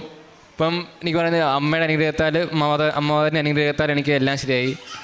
ദൈവത്തിന് നന്ദി. Thank you. കാരുണ്യപ്രവൃത്തി ഞങ്ങൾ ചെയ്തത്, ഞാൻ അവിടെ മാനസിക രോഗികളായിട്ടുള്ള ആശ്രമത്തിൽ ഉച്ചഭക്ഷണം ഉണ്ടാക്കാൻ മാസത്തിൽ 1 വെച്ച് പച്ചക്കറിയൊക്കെ അരിയാനായിട്ട് അവിടെ മാതൃദീപ്തിയിലെ അംഗങ്ങളോടുകൂടെ പോകുമായിരുന്നു. മാതൃദീപ്തിയിലെ മെമ്പറാണ് ഞാൻ. പിന്നെ ഞാൻ ബ്യൂട്ടി പാർലറിലിരുന്ന് ഞാൻ കൊന്ത ചെല്ലും, കഴിവതും ചെല്ലും. കസ്റ്റമർ പോയി കഴിയുമ്പോഴേ കൊന്ത ചെല്ലും കണ്ടിന്യൂസ് ആയിട്ട്. പിന്നെ ഞാൻ ചെയ്യുന്ന ഡെയിലി ബ്രെഡ് കാണും, പിന്നെ ചൊവ്വാഴ്ചത്തെ ധ്യാനം കൂടും. ഇതെല്ലാം എൻ്റെ കസ്റ്റമർക്ക് മുഴുവൻ ആൾക്കാർക്കും അക്രൈസ്തവർക്കും അല്ലാത്തവർക്കും എല്ലാം ഞാനത് ഷെയർ ചെയ്യും. പിന്നെ എനിക്കുണ്ടായ ഒത്തിരി അനുഭവം ഞാൻ എൻ്റെ കടയിൽ വരുന്നവരോട് പറഞ്ഞ് ഈ കൃപാസനത്തിൽ എത്തിച്ചിട്ടുണ്ട്. അങ്ങനെ 3 കുടുംബം ഇവിടെ വന്നു, അവർക്കും അനുഭവം ഉണ്ടായി. അവരുടനെ ഇവിടെ വന്ന് സാക്ഷ്യം പറയാനായിട്ട് ഇരിക്കുകയാണ്. പിന്നെ എൻ്റെ ഈ മകന്, ഞാൻ എന്നും ഇവനെ ഇൻസ്റ്റിറ്റ്യൂട്ടിൽ പോകുമ്പോൾ ഞാൻ ഈ കൃപാസനത്തിൻ്റെ തൈലം പൂശി ഇവനെ നെറ്റിയാൽ കുരിശ് വരച്ചിട്ടാണ് വിടുന്നത്. അപ്പോൾ ഇവന് ഈ വിസ പ്രോസസ്സിങ് നടന്ന സമയത്ത് ഞാൻ എന്നും പിന്നെ ബൈബിൾ വായിക്കും. രാവിലെയും വൈകിട്ടും ബൈബിൾ വായിക്കും രാവിലെയും വൈകിട്ടും. പക്ഷേ ഇവനിറങ്ങി ബൈക്ക് സ്റ്റാർട്ട് ചെയ്യുമ്പോൾ എൻ്റെ ചങ്കിലൊരു ഉൾവിളിയാണ് എപ്പോഴും. അപ്പോൾ അന്ന് രാവിലെ എന്നും കർത്താവിൻ്റെ 91-ാം സങ്കീർത്തനം കർത്താവിൻ്റെ സംരക്ഷണം ചൊല്ലി ഇവൻ ബൈക്ക് സ്റ്റാർട്ടാകുമ്പോൾ ഞാനിത് ചൊല്ലിക്കൊണ്ട് സിറ്റ് ഔട്ടിൽ നിൽക്കും. അപ്പോൾ അന്ന് പോയി കഴിഞ്ഞപ്പം പറഞ്ഞെങ്ങാനും അസിസി ഇവൻ്റെ ഇൻസ്റ്റിറ്റ്യൂട്ട് അടുക്കാവുന്ന തൊട്ടടുത്ത വടവിൽ വെച്ച് വലിയൊരു ആക്സിഡൻ്റ് ഉണ്ടായി. പക്ഷേ പിന്നെ 2 വണ്ടി തമ്മിൽ ഭിത്തിയെ കൊണ്ട് ഇവനെ ഇടിച്ച് തെറിപ്പിച്ചിട്ട് ഇവൻ റോഡിൽ വന്ന് വീണു. പക്ഷേ ആ വന്ന വണ്ടിക്ക് ഇവൻ്റെ ബൈക്ക് ഒത്തിരി ഇതായിട്ട് പോയി. പക്ഷേ കാലിൻ്റെ ഇവിടെ മാത്രം ചെറുതായിട്ടൊന്ന് സ്കാർച്ച് ചെയ്തേ ഉള്ളൂ. പക്ഷേ ഞങ്ങൾ വിസ പ്രോസസ്സിങ്ങിന് വെച്ച് ഈ കേസ് വല്ലതും വന്നെങ്കിൽ എന്നാ ചെയ്യുന്നോർത്തോണ്ട് ഞങ്ങൾക്ക് ഭയങ്കര പേടിയായിരുന്നു. പക്ഷേ അതിനെല്ലാം മാതാവും ഈശോയും എൻ്റെ കുഞ്ഞിനെ, ഞങ്ങളുടെ കുടുംബത്തെ രക്ഷിച്ച് ഒത്തിരി അനുഗ്രഹം തന്നിട്ടുണ്ട്, ഒത്തിരി കൃപ തന്നിട്ടുണ്ട്. ഈ ഉടമ്പടി വസ്തുക്കൾ ഉപയോഗിച്ചതിൻ്റെ ഫലമായിരുന്നു ഞാൻ ഒത്തിരി വിശ്വസിക്കുന്നുണ്ട്. എൻ്റെ യൂട്രസിൻ്റെ പ്രശ്നം മാറി. എൻ്റെ 13 ഈ ഗർഭപാത്രം തള്ളി ബ്ലീഡിങ് ആയിരുന്നു. അതെല്ലാം എനിക്ക് 13 പോയിൻറ്റിൽ ഇപ്പം ഞാനത് ഈടെ പോയി സ്കാൻ ചെയ്തപ്പം 6 ആയി. പിന്നെ എനിക്ക് ഹെർണിയയുടെ അസുഖമുണ്ട്. ഇപ്പം ഞാൻ നട്ടലിന് ബെൽറ്റ് ഇട്ടിരിക്കുവാണ്. അപ്പം ഞാൻ ഉടമ്പടി വസ്തുക്കൾ വെച്ച് ഞാനത് ഉപയോഗിച്ചതിൻ്റെ ഫലമായിട്ട് എനിക്ക് ഒത്തിരി അനുഭവം സാക്ഷിയും പറയാൻ ഈ കൃപാസനത്തിൻ്റെ അൾത്താരയിൽ വന്ന് എൻ്റെ കുടുംബത്തെ ഞങ്ങളെ അനുഗ്രഹിച്ചതിന് ഈശോയ്ക്കും മാതാവിനും 1000 നന്ദി പറയുന്നു. എൻ്റെ കാൽ വഴുതുന്നു എന്ന് ഞാൻ വിചാരിച്ചപ്പോഴേക്കും കർത്താവേ, അങ്ങയുടെ കാരുണ്യം എന്നെ താങ്ങി നിർത്തി. സങ്കീർത്തനം 94:18 വചനമാണ്. ദൈവത്തിൻ്റെ അനന്തമായ സ്നേഹവും കൃപയും കരുണയും നമ്മെ ഒരിക്കലും വീഴാൻ അനുവദിക്കാതെ നമ്മെ താങ്ങി നിർത്തുന്ന ഒരു വലിയൊരു പദ്ധതിയാണ് ഉടമ്പടി. നമ്മുടെ ശക്തി കൊണ്ടല്ല, ദൈവകൃപയുടെയും ദൈവത്തിൻ്റെ കാരുണ്യം കൊണ്ടും നമ്മെ നിലനിർത്തുന്ന ഒരു ദൈവത്തിൻ്റെ ഒരു വലിയ ഒരു സ്നേഹബന്ധമാണ് ഉടമ്പടി.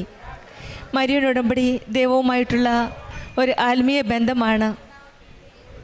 അങ്ങയുടെ കാരുണ്യം എന്നെ താങ്ങി എന്നത് ഉടമ്പടി മക്കളുടെ ഓരോരുത്തരുടെയും ജീവിതാനുഭവങ്ങൾ ഇവിടുന്ന് സാക്ഷ്യപ്പെടുത്തുമ്പോൾ നമുക്ക് മനസ്സിലാക്കുന്നതാണ്. ഈശോയും അമ്മയും എങ്ങനെയാണ് ഓരോ ഉടമ്പടി മക്കളെയും താങ്ങി നിർത്തുന്നതും അവരെ സംരക്ഷിക്കുന്നതും അവരെ സ്നേഹപൂർവ്വം മുന്നോട്ട് നയിക്കുന്നതും ഓരോ സാക്ഷ്യത്തിൽ നമുക്ക് മനസ്സിലാക്കാൻ സാധിക്കുന്നതാണ്. ഇപ്പോൾ നമ്മൾ കേട്ട സാക്ഷ്യം, അഭിഷേകിൻ്റെ സാക്ഷ്യം, ഈ മകൻ ആദ്യം ഉടമ്പടി എടുത്തത് അമ്മ പറഞ്ഞപ്പോഴാണ്. ആദ്യം അമ്മയും അച്ഛനുമൊക്കെ ആയിട്ട് കൂടെ ഒന്നിച്ചാണ് വന്നത്. മകനാണ് ആദ്യം ഉടമ്പടി എടുത്തത്. ആദ്യം ഉടമ്പടി എടുത്തപ്പോൾ അത്ര സീരിയസ് അല്ലായിരുന്നു. നമുക്കറിയാം, യങ് ജനറേഷൻ പ്രാർത്ഥനയിൽ എങ്കിലും അമ്മ പറഞ്ഞപ്പോഴനുസരണത്തോടെ ഉടമ്പടി എടുത്തെങ്കിലും അത് നല്ല രീതിയിൽ കൊണ്ടുപോകുവാനായിട്ട് മകന് സാധിച്ചില്ല എന്ന് മകൻ അഡ്മിറ്റ് ചെയ്യുന്നുണ്ട്. പിന്നീട് ഈ മകൻ നല്ലൊരു തീക്ഷ്ണതയോടുകൂടി പുതുക്കാൻ വന്നപ്പോഴാണ് കൂടുതൽ ഈശോയുടെ അമ്മയോടും ചേർന്ന് നിൽക്കുകയും ഓരോ ഇൻ്റർവ്യൂവിന് പോയപ്പോഴും പഠിക്കുന്ന കാര്യത്തിന് ഓരോ ഡോക്യുമെൻ്റ് സബ്മിറ്റ് ചെയ്തപ്പോഴും ഉടമ്പടി വസ്തുക്കളായ ഉപ്പും കുരിശ് വരച്ച് തൈലം ഉപയോഗിച്ച് കുരിശ് വരച്ച് പ്രാർത്ഥിച്ചിട്ടാണ് ഈ മകൻ പോകുന്നത്. അതിൻ്റെ ഫലമായിട്ടാണ് ഇന്നിപ്പോൾ ഈ മകന് നഴ്സിങ്ങിന് പോകാനായിട്ട് റെഡിയായിട്ട് പരിശുദ്ധ അമ്മയുടെ സന്നിധിയിൽ പ്രതിഷ്ഠീകരണത്തിൻ്റെ സാക്ഷിയായിട്ട് ഇന്ന് ഈ മകനും കുടുംബവും വന്ന് നിൽക്കുന്നത്. പരിശുദ്ധ അമ്മയുടെ ഒരു വലിയൊരു അനുഗ്രഹമാണ് ഈ മകൻ്റെ ജീവിതത്തിൽ. കാരണം നമ്മളൊരിക്കലും ചിലപ്പോൾ ഒരുപക്ഷെ നമ്മളൊരു ഫെയിലിയർ ആയിരിക്കാം, പലപ്പോഴും പരാജയപ്പെടാം. പക്ഷെങ്കിൽ ഈശോ നമ്മളോട് ചെയ്തിരിക്കുന്ന, ദൈവം നമ്മളോട് ചെയ്തിരിക്കുന്ന വാഗ്ദാനം അത് ഒരിക്കലും മാറാത്ത വാഗ്ദാനമാണ്. നമ്മൾ മറന്നാലും ദൈവം ഒരിക്കലും നമ്മളെ കൈവിടില്ല, നമ്മളെ മറക്കില്ല എന്നുള്ളൊരു വലിയ സാക്ഷ്യമാണ് ഈ അമ്മ സാക്ഷ്യപ്പെടുത്തിയത്. ദൈവം കൂടെ നിൽക്കുന്നതും ഒരുപക്ഷെ ഈ അമ്മയുടെ പ്രാർത്ഥനയുടെ ആസ്ഥയിലായിരിക്കാം ഈ മകന് ലഭിച്ച കൂടുതൽ അനുഗ്രഹങ്ങളും സംരക്ഷണവുമെല്ലാം. നമ്മുടെ ജീവിതത്തിലെ ഉടമ്പടി മക്കളെ എക്സ്പീരിയൻസ് ചെയ്യുന്ന അനുഭവങ്ങൾ മറ്റുള്ളവരോട് സാക്ഷ്യപ്പെടുത്തുമ്പോഴാണ്, അവർക്ക് വിശ്വാസ കൈമാറ്റം ചെയ്യുമ്പോഴാണ് അവരുടെ ജീവിതത്തിലും പുതിയ അനുഗ്രഹങ്ങൾ ദൈവത്തിൽ നിന്ന് ലഭിക്കുന്നത്. അങ്ങനെ ഈ അമ്മയാണ് ഈ മകനുള്ള വിശ്വാസം കൈമാറുകയും പിന്നീട് ഈ മകനെ കരങ്ങൾ പിടിച്ച് മുന്നോട്ട് നയിക്കുകയാണ് ഉടമ്പടി ജീവിതത്തിൽ. അങ്ങനെയാണ് ഈ മകനും പതുക്കെ ഈശോയുടെ അമ്മയോടും ചേർന്ന് നിൽക്കാനും പ്രാർത്ഥനയിൽ ജീവിതം മുന്നോട്ട് നയിക്കാനും സാധിച്ചത്. നമ്മുടെ ജീവിതത്തിലും ഓരോ പ്രാവശ്യവും ഒരുപക്ഷെ പരാജയപ്പെടാം. എങ്കിലും നമ്മളെയും നമ്മുടെ കുടുംബങ്ങളെയും നമ്മുടെ കുടുംബത്തിലെ മക്കളെയും ആദ്യം ഈശോയും അമ്മയുമിലേക്കുള്ള സ്നേഹത്തിലേക്ക് കരം പിടിച്ച് മുന്നോട്ട് നയിക്കാം. നമ്മുടെ കുടുംബത്തിൽ കൂടുതൽ ദൈവസ്നേഹവും ദൈവകൃപയും നിറയുമ്പോൾ മറ്റുള്ളവർക്കും അത് ഷെയർ ചെയ്യാൻ സാധിക്കും. ദൈവത്തിൻ്റെ അനുഗ്രഹം, നമുക്ക് ലഭിച്ച അനുഗ്രഹങ്ങൾ ഈ മകനെ ഇനി ഒരിക്കലും കാലുവഴുതാതെ ഒരു സ്നേഹിക്കുന്ന, കൈപിടിച്ച് നയിക്കുന്ന, താങ്ങി നിർത്തുന്ന ഒരു ദൈവം, സംരക്ഷിക്കുന്ന ഒരമ്മ കൂടി ഉണ്ടെന്ന് ഉടമ്പടി മക്കൾക്ക് വിശ്വസിക്കാം. കാരണം ആക്സിഡൻ്റ് സമയത്തും അമ്മ എന്നും കുരിശ് വരച്ചാണ് ഈ മകനെ വിടുന്നത്. അതുകൊണ്ടാണ് അത്രയും വലിയ ആക്സിഡൻറ്റിൽ നിന്നും മകനെ സംരക്ഷിച്ചത്. ഈശോയും അമ്മയും കൂടെ ഉള്ളപ്പോൾ നമുക്കൊന്നും ഭയപ്പെടേണ്ട ആവശ്യമില്ല. നമ്മളെ താങ്ങി നിർത്തുന്ന ഒരു ദൈവമാണ് നമ്മുടെ കൂടെ ഉള്ളത്. അതുപോലെ തന്നെയാണ് രോഗസൗഖ്യവും.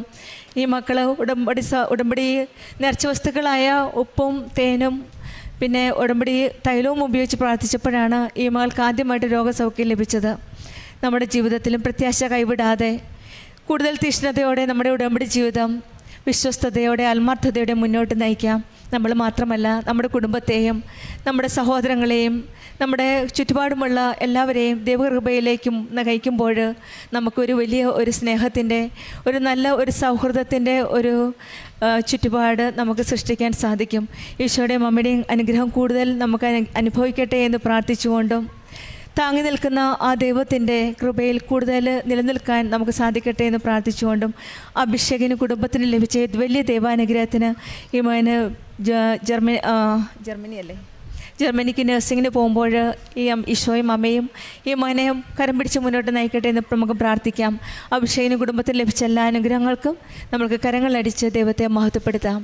യേശുവേ നന്ദി. ശുദ്ധ അമ്മ ജീവനോടെ പ്രത്യക്ഷപ്പെട്ട ഈ അൽത്താരയിൽ വന്ന് സാക്ഷ്യം പറയുവാൻ എനിക്ക് നൽകിയ വന്ന് സാക്ഷ്യം പറയാൻ എനിക്ക് ലഭിച്ച അനുഗ്രഹത്തിന് കോടാനുകോടി നന്ദി പറയുന്നു അമ്മയ്ക്കും തിരുക്കുമാരനും. എൻ്റെ പേര് നീതു. ഞാനൊരു നേഴ്സാണ്. കുവൈറ്റിൽ വർക്ക് ചെയ്യുകയായിരുന്നു. ഞാൻ കണ്ണൂർ ജില്ല കരിക്കോട്ടഗിരി ഇടവക അംഗമാണ്. ഇതെൻ്റെ മകൻ ഏഡ്രിയൽ ചാക്കോ. ഞാൻ ഈ കൃപാസനത്തിനെക്കുറിച്ച് അറിഞ്ഞത് എൻ്റെ ഫ്രണ്ട് സർക്കിളിൽ നിന്നാണ്. എൻ്റെ കൂടെ ജോലി ചെയ്തിരുന്ന ഒരുപാട് പേര് ഇവിടെ ഉടമ്പടി എടുത്തതിന് ശേഷം അവർക്കുണ്ടായ അനുഗ്രഹങ്ങൾ വന്ന് പറഞ്ഞപ്പോഴാണ് ആലപ്പുഴയിൽ ഇങ്ങനെ ഒരു അമ്മയുണ്ടെന്നും അമ്മയുടെ അടുത്ത് വന്ന് നിയോഗം വെച്ചാൽ എല്ലാം സാധിച്ചു കിട്ടുമെന്നും എനിക്ക് മനസ്സിലായത്.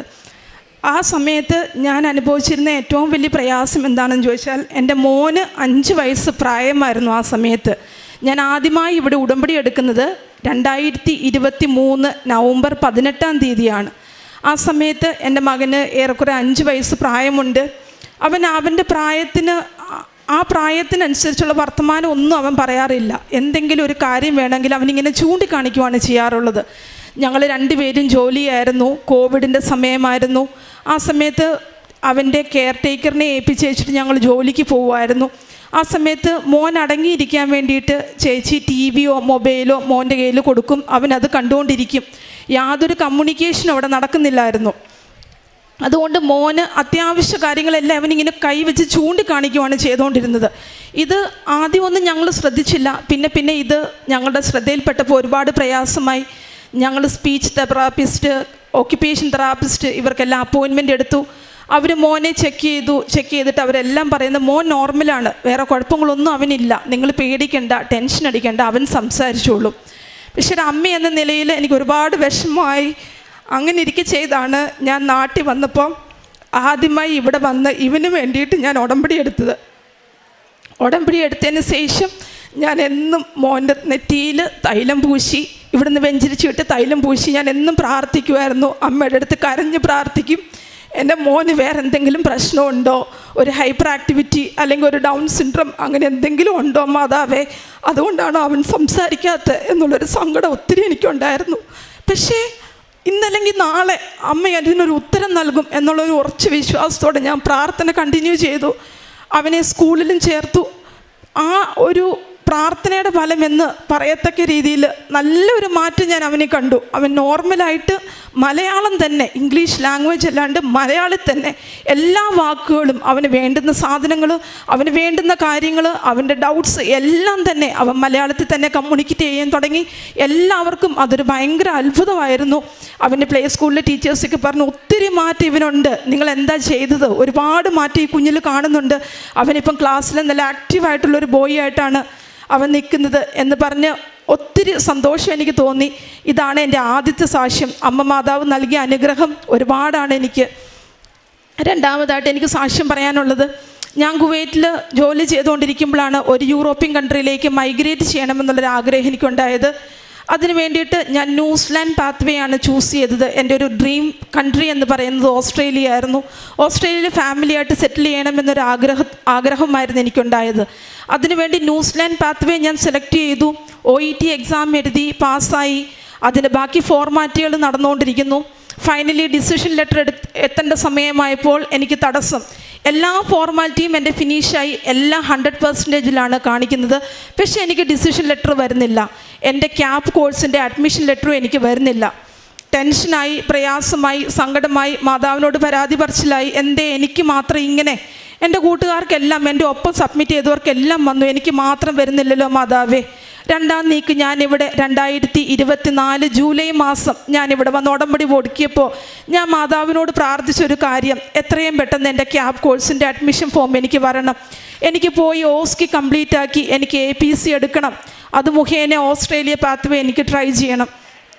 ഞാനിവിടെ വന്ന് ഉടമ്പടി എടുത്ത് പ്രാർത്ഥിച്ച് പോയതിൻ്റെ ഫലമായി ജൂലൈ 31-ാം തീയതിക്ക് മുമ്പായിട്ട് മാതാവേ എൻ്റെ ഓഫർ ലെറ്റർ വരണമേ എന്നാണ് ഞാൻ പ്രാർത്ഥിച്ചത്. ഞാനിവിടെ വന്ന് 15-ാം തീയതി ഉടമ്പടി പുതുക്കി. 20-ാം തീയതി എനിക്ക് മെയിൽ വന്നു, ക്യാപ് കോഴ്സിന് അഡ്മിഷൻ കിട്ടി. ഞാൻ എൻ്റെ ഫ്രണ്ട്സിൻ്റെ കൂടെ സെപ്റ്റംബർ മാസം 1-ാം തീയതി ന്യൂസിലാൻഡിലേക്ക് ഓസ്കി ക്യാപ് കോഴ്സ് ചെയ്യാൻ വേണ്ടിയിട്ട് ഞാൻ പോയി. അവിടെ ചെന്ന് അവിടെയുള്ള ഫോർമാലിറ്റീസ്, അവിടുത്തെ എക്സാം എല്ലാം മാതാവിൻ്റെ അനുഗ്രഹം മൂലം എനിക്ക് നല്ല രീതിയിൽ ചെയ്യാൻ പറ്റി.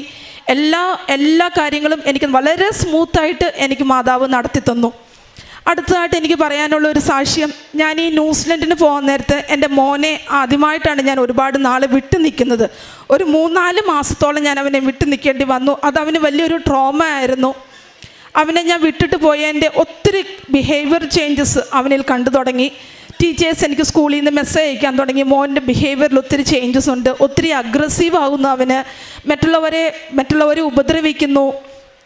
ക്ലാസ്സിൽ ടീച്ചേഴ്സ് എന്തെങ്കിലും പറഞ്ഞു കഴിഞ്ഞാൽ അവന് ദേഷ്യമായി, അവൻ്റെ സ്പെക്സ് ഊരി എറിയും, അവൻ ബോക്സ് എടുത്തെറിയും, പെൻസിൽ കുത്തി ഓടിക്കും. അങ്ങനെയുള്ള ഒരുപാട് കംപ്ലയിൻറ്റ്സ് ടീച്ചേഴ്സിൻ്റെ അടുത്ത് നിന്ന് വരാൻ തുടങ്ങി. വീണ്ടും പ്രയാസമായി, എന്തേ ഇവനിങ്ങനെ. ഞാൻ ന്യൂസിലൻഡിൽ നിന്ന് ഒരു 4 മാസത്തോളം ന്യൂസിലൻഡിൽ നിന്നതിന് ശേഷം ഞാൻ തിരിച്ചു വന്നു കഴിഞ്ഞപ്പോഴാണേലും അവൻ്റെ സ്വഭാവത്തിൽ ഒരു മാറ്റവും ഇല്ല. അവൻ എപ്പോഴും ക്ലാസ്സിൽ ഫസ്റ്റ് ആകണം. അവൻ്റെ ആ ഫസ്റ്റ് റാങ്ക് അല്ലെങ്കിൽ അവൻ്റെ ആ ഫസ്റ്റ് ക്വാളിറ്റി അവനിൽ നിന്ന് പോയാൽ അവൻ ആ ദേഷ്യമാണ്. വേറെ ആർക്കും ഫസ്റ്റ് കിട്ടുന്ന അവന് ഇഷ്ടമല്ല, എപ്പോഴും ഇവൻ തന്നെ ഫസ്റ്റിൽ നിൽക്കണം. ആ ഒരു ക്യാരക്ടറിലേക്ക് അവൻ മാറി.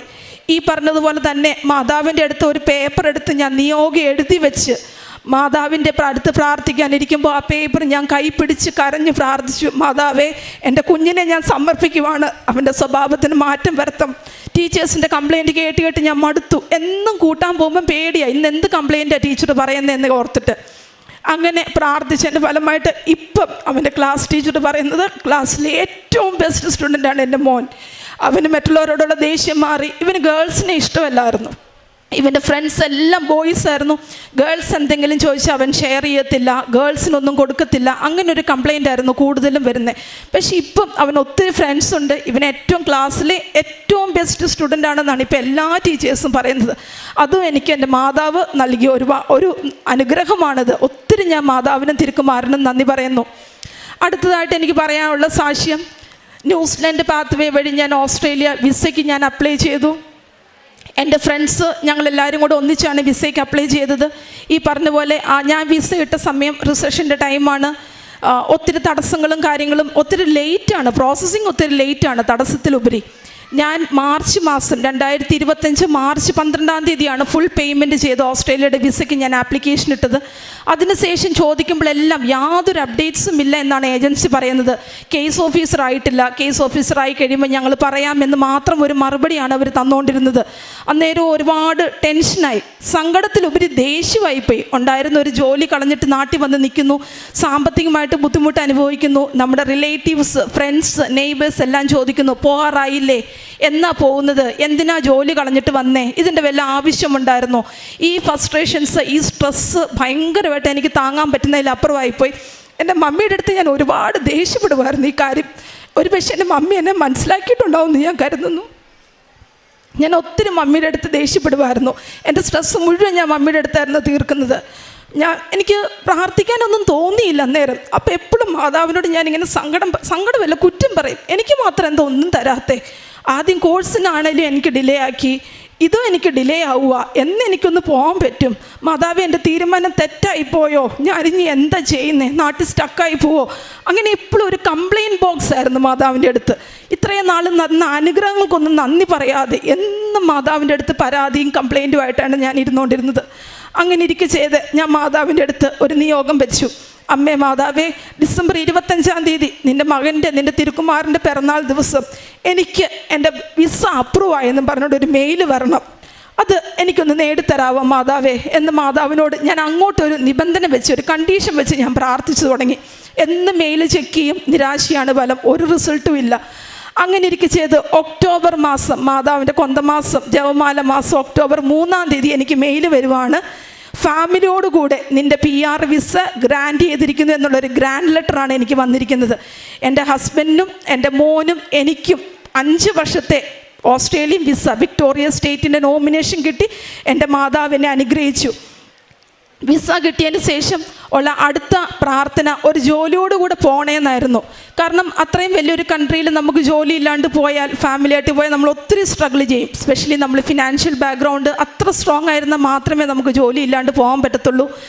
എൻ്റെ റിലേറ്റീവ്സും ഫ്രണ്ട്സും എല്ലാം കേട്ടപ്പോൾ അവർ പറഞ്ഞു, ജോലിക്കൊന്നും നീ വെയിറ്റ് ചെയ്യണ്ട, കയറി പോരെ, സമയം കളയണ്ട, ഇവിടെ വന്നിട്ട് നമുക്ക് ജോലി നേടാം എന്നൊക്കെ അവർ പറഞ്ഞെങ്കിലും ഒരു ജോലിയോടുകൂടെ പോകണം എന്നുള്ളൊരാഗ്രഹത്തിൽ എന്നും ആപ്ലിക്കേഷൻ ഇടും, എന്ന് റിജക്ഷൻ ഇടുന്നതിനേക്കാളും കൂടുതൽ റിജക്ഷൻ മെയിലാണ് എൻ്റെ ഇൻബോക്സിലുള്ളത്. മെയിൽ ബോക്സിൽ ഒരു പ്രതീക്ഷയില്ല. പ്രതീക്ഷ നഷ്ടപ്പെട്ട് ഇങ്ങനെ ഇരുന്നപ്പം എനിക്ക് ലാസ്റ്റ് ഒരു ഇൻ്റർവ്യൂ കിട്ടി.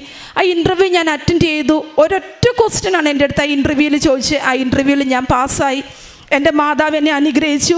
ഈ മാസം 28-ാം തീയതി, അടുത്ത ശനിയാഴ്ച, ഞാൻ എൻ്റെ ഫാമിലിയോട് കൂടെ ഓസ്ട്രേലിയയിൽ ഒരു ഗവൺമെൻറ് ഹോസ്പിറ്റലിൽ നേഴ്സായിട്ട് ജോലി ചെയ്യാൻ ഞാൻ പോവുകയാണ്. ഏപ്രിൽ 7-ാം തീയതിയാണ് എൻ്റെ ജോയിനിങ് ഡേറ്റ്. എനിക്ക് മാതാവും തിരുക്കുമാരനും തന്ന അനുഗ്രഹങ്ങൾക്ക് ഒരുപാട് നന്ദി പറയുന്നു. അതുപോലെ സാമ്പത്തിക മേഖലയിൽ മാതാവിനെ ഒരുപാട് അനുഗ്രഹിച്ചിട്ടുണ്ട്. വിസ ഇടേണ്ട സമയവും എല്ലാം എനിക്ക് ഒത്തിരി ഞാൻ സ്ട്രഗിൾ ചെയ്തിട്ടുണ്ട് പൈസയ്ക്ക് വേണ്ടിയിട്ട്. ആ സമയങ്ങളിലെല്ലാം എൻ്റെ ഫ്രണ്ട്സ് അല്ലെങ്കിൽ റിലേറ്റീവ്സ് എന്നെ ഇങ്ങോട്ട് വിളിച്ച് ചോദിക്കും, നിനക്ക് പൈസയ്ക്ക് ആവശ്യമുണ്ടോ, നിനക്ക് വേണോ, സഹായം വേണോ, എന്തെങ്കിലും. അങ്ങനെ നമ്മൾ അങ്ങോട്ട് ചോദിക്കാൻ ഒരു മടി കാണിച്ചാൽ പോലും എന്നെ ആൾക്കാർ ഇങ്ങോട്ട് വിളിച്ച് പൈസ തന്ന് എനിക്ക് അനുഗ്രഹിച്ചു. ഇത്രയും അനുഗ്രഹങ്ങൾ തന്ന അമ്മ മാതാവിനും തിരുക്കുമാരനും ഞാൻ കോടാനുകോടി നന്ദി പറയുന്നു. അതുപോലെ എൻ്റെ ആത്മീയ ജീവിതത്തിലെ വളർച്ചയെന്ന് ചോദിച്ചാൽ, നേരത്തേക്ക് ഞാനൊരു ജപമാല സന്ധ്യപ്രാർത്ഥന ചൊല്ലിയ ആ പേരിനൊരു ജപമാല ചൊല്ലി തീർക്കുക എന്നാണ്, അല്ലെങ്കിൽ കുർബാന കൂടാൻ പോയാൽ ആ പേരിന് ക്രിസ്ത്യാനിയാണല്ലോ, ഒരു കുർബാന കാണണം, ഞായറാഴ്ച ദിവസം പള്ളിയിൽ പോകണം എന്നുള്ളൊരു കടമ തീർക്കാനാണ്.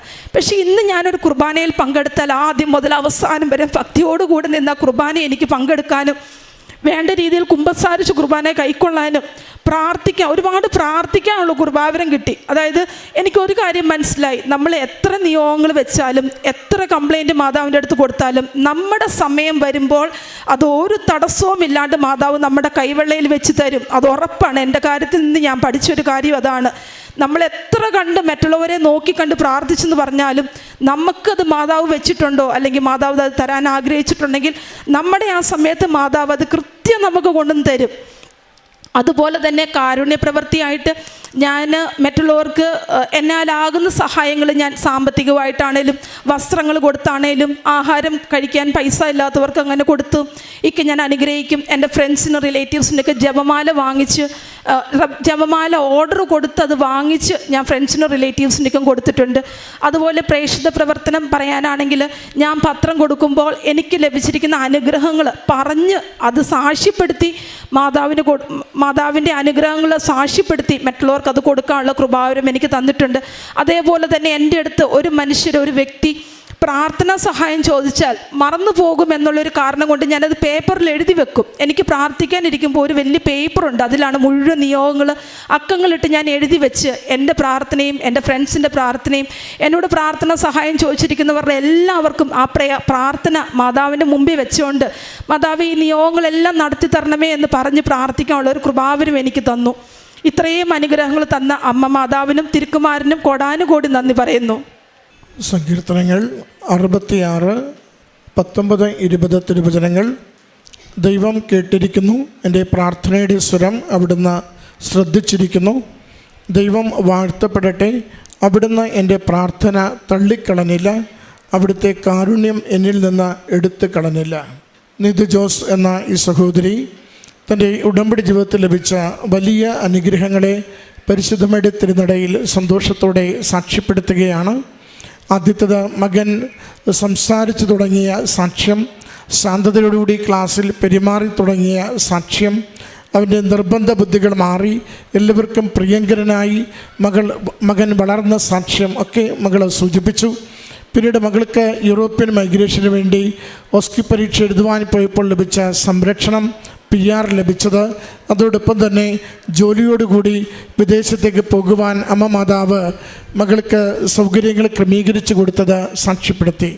ഈ സാക്ഷ്യത്തിൽ നമുക്ക് ഒരു പോരായ്മ അച്ഛന് തോന്നുന്നത്, അമ്മ ഓരോ തവണയും അനുഗ്രഹിച്ച് മാത്രം വഴി നടത്തിയിട്ടും അടുത്തൊരു പ്രതിസന്ധി വരുമ്പോൾ ഹൃദയശാന്തതയോടുകൂടി അമ്മയിൽ ആശ്രയിക്കുവാനുള്ള ഒരു വിശ്വാസക്കുറവുണ്ട്. എപ്പോഴും പാനിക്കാണ്. എപ്പോഴും കിട്ടാതെ വന്നാൽ, ഒരിത്തിരി പ്രതിസന്ധി വന്നാൽ വല്ലാതെ കിടന്ന് ആകുലപ്പെടുന്ന ഒരു മനസ്സ് സഹോദരി വാക്കുകളിലൂടെ വെളിപ്പെടുത്തുന്നുണ്ട്. നമ്മളെ ഓരോരുത്തരെയും ഉടമ്പടി ജീവിതം അമ്മ മാതാവിൽ പൂർണ്ണമായി ശരണപ്പെടുവാനുള്ള ശാന്തതയിലേക്കാണ് നയിക്കുന്നത്. അതെപ്പോഴും ഉണ്ടാവണം. അമ്മ ഈ ആലയത്തിൽ പ്രത്യക്ഷപ്പെടുകയും ജീവിത ദുഃഖ ദുരന്തങ്ങൾ ഏറ്റെടുത്തുകൊണ്ട് നമ്മളെ സഹായിക്കുകയും ചെയ്തുവെന്ന് സന്ദേശം കൈമാറിയിട്ടുണ്ടെങ്കിൽ ഉടമ്പടി മക്കൾ ദൈവാശ്രയത്വത്തിൻ്റെ മക്കളാവണം. ഉടമ്പടി നാം ജീവിച്ചു തുടങ്ങി ഒരു അനുഗ്രഹം കിട്ടിയാൽ പിന്നീട് അടുത്ത അനുഗ്രഹത്തിന് വേണ്ടി സംശയിക്കരുത്. അത് എത്ര വൈകിയാലും എത്ര കലുഷിതമായ സാഹചര്യത്തിലാണെങ്കിലും എനിക്ക് വേണ്ടി നിലകൊണ്ട് എൻ്റെ കർത്താവിൽ നിന്ന് എൻ്റെ അമ്മ മാതാവ് എൻ്റെ ഉടമ്പടി ജീവിതത്തിൽ ഞാൻ വൃത്തിയായി മുന്നോട്ട് നയിക്കുമ്പോൾ അതിന് അനുഗ്രഹമായി അമ്മ എനിക്ക് നേടിത്തരും എന്ന് പ്രത്യാശയോടുകൂടി പ്രാർത്ഥിക്കുവാൻ പറ്റണം. അല്ലെങ്കിൽ നമ്മൾ എന്നും ശിശുക്കളെ പോലെ നിലവിളിക്കുന്നവരായി മാറും. പ്രാർത്ഥനയിലും ആത്മീയതയിലും വളർച്ചയില്ലാത്തവരായി മാറും. ലഭിക്കുമ്പോൾ സന്തോഷം, പ്രതിസന്ധി വരുമ്പോൾ കരച്ചിലായി ജീവിതം മാറും. ഉടമ്പടി നമ്മളെ ആത്മീയ ഇരുത്തമുള്ളവരായി, ദൈവത്തിൽ ആശ്രയിക്കുന്നവരായി, വിശ്വസ്തയോടുകൂടി ഒരു വിശ്വാസ ജീവിതം നയിക്കുന്നവരായി വളർത്തുകയാണ് ചെയ്യുന്നത്. ഈ മകൻ്റെ ആ ജീവിതത്തിൽ വന്ന മാറ്റങ്ങളൊക്കെയും ചെറുതല്ല, വളരെ വലുതാണ്. സംസാരിക്കാത്ത മകൻ നേർച്ചവസ്തുക്കളുടെ ഉപയോഗത്തിലൂടെ സംസാരിച്ചു തുടങ്ങിയത്, അമ്മയുടെ കരങ്ങളിൽ ഏൽപ്പിച്ചു കൊടുക്കുമ്പോൾ ശാന്തതയിലേക്ക് അവൻ്റെ ജീവിതം മാറുന്നത്, അവന് മറ്റുള്ളവരുമായി ഇടപഴകുവാനുള്ള സിദ്ധികൾ ലഭിക്കുന്നത് ഒക്കെ മകള് വാക്കുകളിലൂടെ സാക്ഷ്യപ്പെടുത്തി. വിളിച്ച് പ്രാർത്ഥിച്ചാൽ മതി. കണ്ണീര് കൊണ്ട് അമ്മയുടെ കരങ്ങളിൽ എന്ത് നിയോഗം ഏൽപ്പിച്ചു കൊടുത്താലും അമ്മ കൈവിടാതെ അത് കരുതലോടെ കണ്ട് ജീവിതത്തെ അനുഗ്രഹിക്കുന്നത് അനുഭവിക്കുവാനാവും. അതുകൊണ്ട് നാം പരിഭ്രമിച്ച് പരക്കംപാന് നടക്കുന്നൊരു ആത്മീയതയുടെ മക്കളാവരുത്.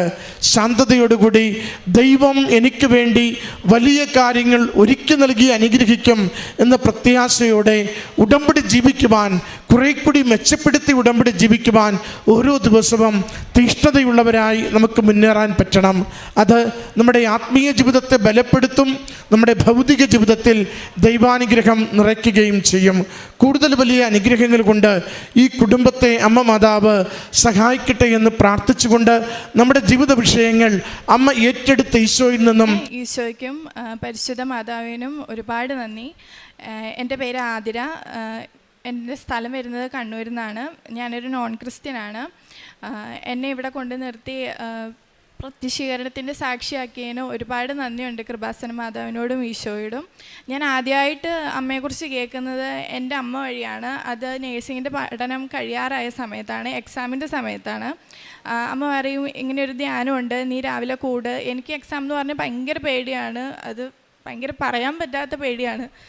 അമ്മയോടാണ് എപ്പോഴും വിളിച്ച് പറയുക പേടിയാണെന്ന്.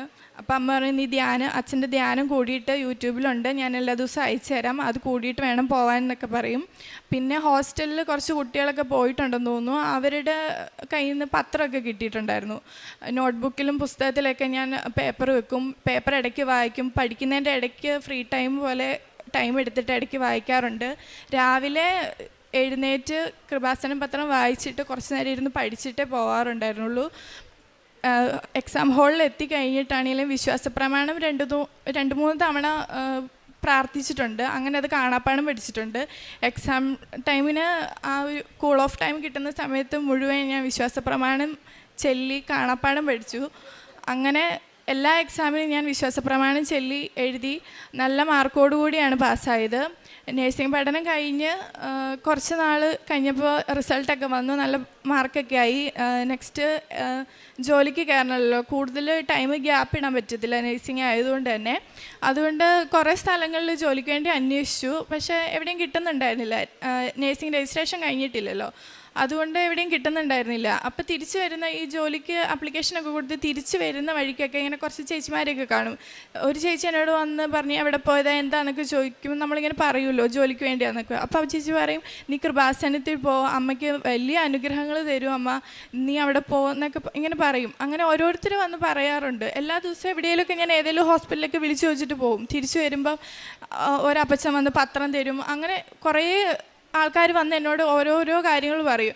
അപ്പം ഞാൻ വീട്ടിൽ ചെന്ന് പറയുമ്പോൾ അമ്മ പറയും, നിന്നെ ചിലപ്പോൾ അമ്മ അങ്ങോട്ട് വിളിക്കുന്നതായിരിക്കും, നിനക്ക് അവിടെ ചെന്നിട്ട് എന്തെങ്കിലും സാധിച്ചു തരുമായിരിക്കും, എന്തെങ്കിലും കാര്യം ഉണ്ടാവും, അല്ലാതെ നിനക്കിങ്ങനെ എല്ലാ ദിവസവും എവിടുന്നേലുമൊക്കെ പത്രമോ അല്ലെങ്കിൽ ആരെങ്കിലുമൊക്കെ വന്ന് നിന്നോട് ഇങ്ങനെ എപ്പോഴെപ്പോഴും പറയുമോ എന്നൊക്കെ ചോദിച്ചു. അപ്പം ഞാൻ വിചാരിച്ചു ശരിക്കും എന്നെ വിളിക്കുന്നതായിരിക്കും അങ്ങോട്ടെന്ന് വിചാരിച്ചു. ശരിക്കും ആദ്യമൊക്കെ അമ്മ പറയുമ്പോൾ എനിക്ക് വലിയ മതിപ്പൊന്നും ഉണ്ടായിരുന്നില്ല. ശരിക്കും ഒരു പള്ളിയിൽ പോയിട്ട് ഒരു ധ്യാനം കൂടുന്ന ആ ഒരു ഇതുണ്ടായിരുന്നുള്ളൂ. അപ്പം ഞാനോർത്ത് ശരിക്കും വിളിക്കുന്നതായിരിക്കും എന്ന് വിചാരിച്ചു. അപ്പം അമ്മ എനിക്ക് വണ്ടിക്കൂലിയൊക്കെ തന്ന് ഞാൻ ഒറ്റയ്ക്ക് ആദ്യമായിട്ട് വന്ന് ഉടമ്പടിയൊക്കെ എടുത്തു പോയി. ഒരു മാസം പൂർത്തിയാകുന്നതിന് മുമ്പ് എനിക്ക് ജോലി കിട്ടി. അത് ട്രെയിനിങ് ആയിട്ടാണ് കിട്ടിയതെങ്കിൽ ആ സമയത്ത് എനിക്ക് ഒരു വലിയ ആശ്വാസമായിരുന്നു ആ ജോലി കിട്ടിയത്. ജോലി കിട്ടി, നല്ല രീതിയിലുള്ള ഒരു ഹോസ്പിറ്റലിൽ എനിക്ക് ജോലി കിട്ടി. അത് ഞാൻ അങ്ങോട്ട് വിളിച്ച് ചോദിച്ചപ്പോൾ അവർ പറഞ്ഞു നാളെ തന്നെ ഇൻ്റർവ്യൂവിന് പോരെന്ന് പറഞ്ഞു. ഇൻ്റർവ്യൂവിന് പോയി അറ്റൻഡ് ചെയ്തു. അന്ന് തന്നെ എന്നോട് പറഞ്ഞു നെക്സ്റ്റ് ഡേ നിങ്ങൾക്ക് എപ്പോഴാണ് സൗകര്യം അന്ന് തന്നെ ജോലിക്കും കയറാൻ പറഞ്ഞു. അതുപോലെ ഞാൻ പോയി അന്ന് തന്നെ അടുത്ത ദിവസം തന്നെ പോയി ലഗേജൊക്കെ എടുത്ത് പോയി ജോലിക്ക് കയറി. തൃശ്ശൂരായിരുന്നു കിട്ടിയത്. അവിടെ പോയി ജോലിക്ക് കയറി. അത് ഉടമ്പടി എടുത്തതിൻ്റെ ഭാഗമായിട്ട് തന്നെ കിട്ടിയ ആദ്യത്തെ വലിയൊരു അനുഗ്രഹമായിരുന്നു എനിക്ക്. ഞാൻ ഫെബ്രുവരി 17 2024 വന്ന് ഉടമ്പടി എടുത്തത്. അപ്പോൾ ഫസ്റ്റത്തെ എൻ്റെ ഉടമ്പടി എന്ന് പറയുന്നത് തന്നെ ഒരു വർഷത്തെ ഒരു എക്സ്പീരിയൻസ് ആയിട്ട് പുറത്ത് പോയിട്ടൊരു ജോലി എന്നായിരുന്നു. എല്ലാ നേഴ്സിംഗ് പിള്ളേരുടെയും ഒരു സ്വപ്നം തന്നെയായിരിക്കും അതൊക്കെ. അപ്പോൾ എനിക്കും അങ്ങനെ തന്നെയായിരുന്നു. ഒരു വർഷത്തെ എക്സ്പീരിയൻസ് ഒക്കെ ആയിട്ട് പുറത്ത് പോയി ജോലി. എനിക്ക് ഇളയ 2 അനിയത്തിമാരാണ്. അപ്പോൾ അങ്ങനെയൊക്കെ ഒരു സ്വപ്നമൊക്കെ ആയിരുന്നു. ഒരു വീട് വെക്കണം, അതിനൊക്കെയാണ് ഒരു ജോലി, അത് എക്സ്പീരിയൻസ് ആവണം, പുറത്ത് പോകണം എന്നൊക്കെ. അതായിരുന്നു എൻ്റെ ഫസ്റ്റത്തെ ഉടമ്പടി. അപ്പോൾ എനിക്ക് ഒരു വർഷത്തെ എക്സ്പീരിയൻസ് ഒക്കെ ആയി. ഒരു വർഷമൊക്കെ ആയപ്പോഴത്തേക്കും ഞാൻ പുറത്തോട്ട് പോകാനുള്ള കാര്യങ്ങൾ നോക്കാൻ തുടങ്ങി. എനിക്കാണ് ഒരു കാര്യം അങ്ങനെ പുറത്തോട്ട് പോകാനുള്ളതോ നോക്കാനോ അങ്ങനെ ഒന്നും അറിയത്തില്ല. ഞാനാണ് വീട്ടിൽ മൂത്തത്, എല്ലാ കാര്യങ്ങളും ഞാൻ നോക്കണം, അങ്ങനെയൊക്കെ ഭയങ്കര ടെൻഷനായിരുന്നു. അപ്പോൾ ഉടമ്പടി എടുത്ത പിന്നെ കാശ് രൂപ എപ്പോഴും കയ്യിലിരിക്കുന്നതുകൊണ്ട് ഒരു ധൈര്യമാണ്. എത്രയ്ക്ക് ടെൻഷനുണ്ടെന്ന് പറഞ്ഞാലും കാശ് രൂപമൊക്കെ നോക്കുമ്പോൾ ഒരു വല്ലാത്ത സമാധാനം എപ്പോഴും. അപ്പോൾ ഞാനൊരു ഏജൻസിയൊക്കെ ആയിട്ട് കോണ്ടാക്ട് ചെയ്തു. അപ്പോഴും എനിക്ക് പേടി. ഇപ്പം എപ്പോഴും ഏജൻസിക്കാർ തട്ടിപ്പാണ്, പൈസ പോവും, അതൊക്കെ നമ്മുടെ കയ്യിൽ കൊടുത്ത പൈസ എങ്ങനെ കടം വിട്ടാനെങ്ങനെയാണെന്ന് വിചാരിക്കും. ഏജൻസിക്കാർ പറ്റിച്ചാൽ ആ പൈസ പിന്നെ എങ്ങനെ ഉണ്ടാക്കുമെന്ന് വിചാരിച്ചുകൊണ്ട് നടക്കുന്ന ആൾക്കാരുടെ കൂട്ടത്തിൽ പെടും നമ്മൾ. അപ്പോൾ ഞാൻ വിചാരിക്കും എന്തായാലും സ്റ്റാർട്ട് ചെയ്തേക്കാം, അമ്മ മാതാവ് നോക്കിക്കോട്ടെ, എന്തായാലും ഞാൻ നിയോഗം വെച്ചിട്ടുണ്ടല്ലോ, നോക്കിക്കോട്ടെ എന്ന് പറഞ്ഞ് ഏജൻസിക്കാർക്ക് സ്റ്റാർട്ട് ചെയ്തു. അവർ പറഞ്ഞു ഞാൻ മാൾട്ടയിലോട്ടാണ് നോക്കാൻ വേണ്ടി കൊടുത്തിരുന്നത്. അവർ പറഞ്ഞു ആദ്യത്തെ 2 ഇൻ്റർവ്യൂ ഉണ്ട്, അത് പാസ്സായാൽ മാത്രമേ ബാക്കി കാര്യങ്ങളൊക്കെ സ്റ്റാർട്ട് ചെയ്യാൻ പറ്റുള്ളൂ എന്ന് പറഞ്ഞു. ഓക്കെ, ഞാൻ പറഞ്ഞു ഇൻ്റർവ്യൂവിന് കൊടുക്കാമെന്ന് പറഞ്ഞു. ഫസ്റ്റ് ഏജൻസി ഇൻ്റർവ്യൂ ആയിരുന്നു. അത് വലിയ കുഴപ്പമില്ലാണ്ട് കഴിഞ്ഞു. അത് ഞാൻ കാശ് രൂപം കയ്യിൽ പിടിച്ചും വിശ്വാസപ്രമാണം എഴുതാമണെ ചൊല്ലി തൈലും കുരിശു വരച്ചിട്ടൊക്കെയാണ് ഇരുന്നത്. അത് എനിക്ക് പാസ്സായി എന്ന് പറഞ്ഞ് അവർ ഇൻ്റർവ്യൂ കഴിഞ്ഞ പിറ്റേ ദിവസം തന്നെ അവർ എനിക്ക് മെസ്സേജ് ചെയ്തു. അടുത്തത് ക്ലയൻറ്റ് ഇൻ്റർവ്യൂ ആണ്. അത് മാൾട്ടയിൽ നിന്ന് ഡയറക്റ്റ് ഹെൽത്ത് മാർക്കിൽ നിന്നുള്ള ഇൻ്റർവ്യൂ ആണ്. അപ്പം നിങ്ങളുടെ ഇംഗ്ലീഷ് ഫ്ലുവൻസി ആയിരിക്കണം അങ്ങനെയൊക്കെ പറഞ്ഞ് അവർ കുറച്ച് മെറ്റീരിയൽസൊക്കെ അയച്ചു തന്നു. ഇതൊക്കെ പഠിക്കണം എന്നൊക്കെ പറഞ്ഞ് ഞാൻ ഡ്യൂട്ടീൻ്റെ ഇടയ്ക്കാണ്. അങ്ങനെ ഞാൻ ഓഫൊക്കെ എടുത്തിരുന്ന് പഠിച്ച് ഫുൾ പ്രാർത്ഥനയായിരുന്നു. പഠിച്ചതിനെക്കാട്ടും കൂടുതൽ പ്രാർത്ഥിക്കുകയാണ് ചെയ്തത്. ഓൺലൈൻ ഇൻ്റർവ്യൂ ആയിരുന്നു. കയ്യിൽ കാശ് രൂപയൊക്കെ ഉണ്ടായിരുന്നു. ഓൺലൈൻ ഇൻ്റർവ്യൂ കഴിഞ്ഞു. വലിയ ടാസ്ക് പോലെയുള്ള ക്വസ്റ്റ്യൻസ് ഒന്നും ചോദിച്ചില്ല, എല്ലാം ഫ്രണ്ട്ലി ടോക്കായിരുന്നു. അങ്ങനെ അങ്ങ് കഴിഞ്ഞു. പക്ഷേ എനിക്ക് അധികം സമയം എടുത്തില്ല. എല്ലാം ഒരു ഫ്രണ്ട്ലി ടോക്ക് പോലെ ഉണ്ട്. എനിക്കൊരു പേടിയുണ്ടായിരുന്നു, കിട്ടോ ഇല്ലയോ എന്ന്. പ്രത്യേകിച്ച് അവരൊന്നും ചോദിച്ചുമില്ല. അങ്ങനെ ഒരു ടെൻഷൻ ഉണ്ടായിരുന്നു. ഒരു 2 ദിവസം കഴിഞ്ഞപ്പോൾ അവർ പറഞ്ഞു നിങ്ങളുടെ ഇൻ്റർവ്യൂ ശരിയായിട്ടുണ്ട്, നിങ്ങൾക്ക് സെലക്ഷൻ കിട്ടിയെന്നൊക്കെ പറഞ്ഞു. അപ്പോൾ എനിക്ക് വലിയൊരു അനുഗ്രഹമായിട്ടാണ് തോന്നിയത്. ഞങ്ങൾക്കൊക്കെ അങ്ങനെ പുറത്തോട്ടുള്ളൊരു ഇൻ്റർവ്യൂ കിട്ടാന്നൊക്കെ വെച്ച വലിയ കാര്യമാണ്. അച്ഛനമ്മയ്ക്ക് അത്രയും പ്രതീക്ഷയോടെയാണ് നേഴ്സിംഗ് ഒക്കെ പഠിപ്പിച്ചിറക്കുന്നത് എല്ലാവരെയും. അപ്പോൾ ആ ഇൻ്റർവ്യൂ ഒക്കെ കിട്ടിയപ്പോൾ ഭയങ്കര സന്തോഷമായി. പിന്നെ പേപ്പർ വർക്കും കാര്യങ്ങളൊക്കെ തുടങ്ങി. VFSൻ്റെ ഓഫീസിൽ പോകണം. അതിനു മുമ്പ് ഞാൻ ഇവിടെ വന്നിട്ടുണ്ടായിരുന്നു. വന്നിട്ട് ഞാൻ പാസ്പോർട്ടൊക്കെ പുതുക്കുന്നതിൻ്റെ അവിടെ മാതാവിൻ്റെ രൂപമുണ്ട്, അവിടെ വെച്ച് പ്രാർത്ഥിച്ചിട്ടൊക്കെയാണ് കൊടുത്തത്. അവിടെ പോയിട്ട് VFSൻ്റെ ഓഫീസിൽ പോകുന്നതിന് മുമ്പ് ഡോക്യുമെൻ്റൊക്കെ കറക്റ്റാക്കി വെക്കണം. ഡോക്യുമെൻ്റ് കറക്റ്റാക്കി കൊടുക്കുന്നതിൻ്റെ എല്ലാ പേപ്പറിലും വിശ്വാസപ്രമാണം ചൊല്ലി കുരിശും വരച്ച് എല്ലാം കൊടുക്കുക. അമ്മയും കുരിശ് വരച്ച് പ്രാർത്ഥിക്കും, ഞാനും കുരിശ് വരച്ചൊക്കെ പ്രാർത്ഥിച്ചാണ് VFSൻ്റെ ഓഫീസിലെ എല്ലാ ഡോക്യുമെൻറ്റ്സും ഹാൻഡ് ഓവർ ചെയ്തത്. അത് കഴിഞ്ഞാൽ അവർ ഏജൻസിക്കാരെന്നോട് പറഞ്ഞു ഇനി വിസ ഇൻ്റർവ്യൂ ഉണ്ടെന്ന് പറഞ്ഞു. വിസ ഇൻ്റർവ്യൂ ചിലപ്പോൾ സ്പാം കോളായിട്ട് വരും, അല്ലെങ്കിൽ മെയിലായിരിക്കും. മെയിലിൽ തന്നെ സ്പാം മെയിലൊക്കെ വരും. അതുകൊണ്ട് ഫുള്ളി അലേർട്ടായിരിക്കണം, ഏത് കോൾ വന്നാലും എടുക്കണം. അല്ലെങ്കിൽ കോളൊക്കെ മിസ്സായിട്ടുണ്ടെങ്കിൽ വിസ ക്യാൻസൽ ആവുമെന്ന് പറഞ്ഞു. എനിക്കാണെങ്കിൽ ജോലി കളഞ്ഞിട്ട് ഈ കോളിന് വേണ്ടി ഇരിക്കാനൊന്നും പറ്റത്തില്ല, ജോലി കളയാൻ പറ്റാത്തൊരവസ്ഥയാണ്. അപ്പം ഞാൻ ശരിക്കും ടെൻഷൻ അടിച്ചിരുന്നത്. അപ്പോൾ ഒരു 2 ആഴ്ച വിസയ്ക്ക് വെച്ച് 2 ആഴ്ച കഴിഞ്ഞപ്പോഴത്തേക്കും എൻ്റെ കൂടെ വിസയ്ക്ക് വെച്ച ഒരു കൊച്ചിന് വിസ ഇൻ്റർവ്യൂ വന്നു എന്ന് പറഞ്ഞു. അപ്പം ഞാൻ നോക്കുമ്പോൾ എനിക്ക് വന്നില്ല. അപ്പോൾ ഭയങ്കര ടെൻഷനായി.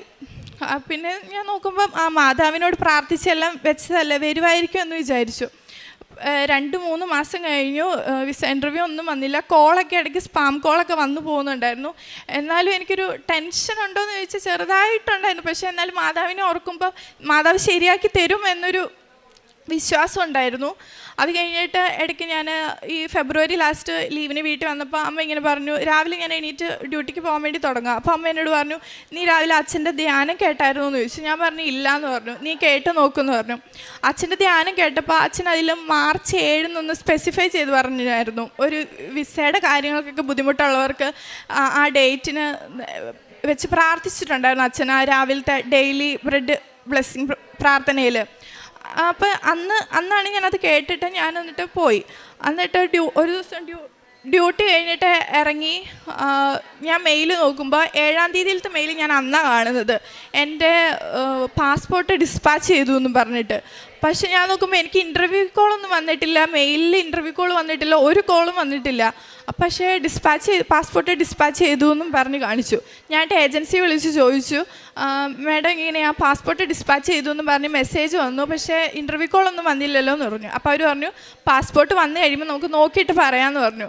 അപ്പോൾ ഞാൻ ഓർത്ത് ഇനി മാതാവ് ഇനി ഇൻ്റർവ്യൂ ഇല്ലാണ്ടാണോ പാസ്പോർട്ട് വരുക, അതോ വിസ അടിച്ചിട്ടാണോ വരിക, ഇങ്ങനെ ആലോചിച്ച് ചിന്തിച്ച് മാതാവിനോട് ഇങ്ങനെ പ്രാർത്ഥിച്ചുകൊണ്ടിരുന്നു. പിന്നെ ഞാൻ വീട്ടിൽ വന്ന ദിവസം ഇങ്ങനെ സ്വപ്നത്തിൽ എനിക്ക് 23/03 ഈ ഡേറ്റ് തന്നെ വന്നുകൊണ്ടിരിക്കുക. 23/03 എന്താണെന്ന് എനിക്ക് അത്ര ആലോചിച്ചിട്ടും കിട്ടുന്നില്ലായിരുന്നു.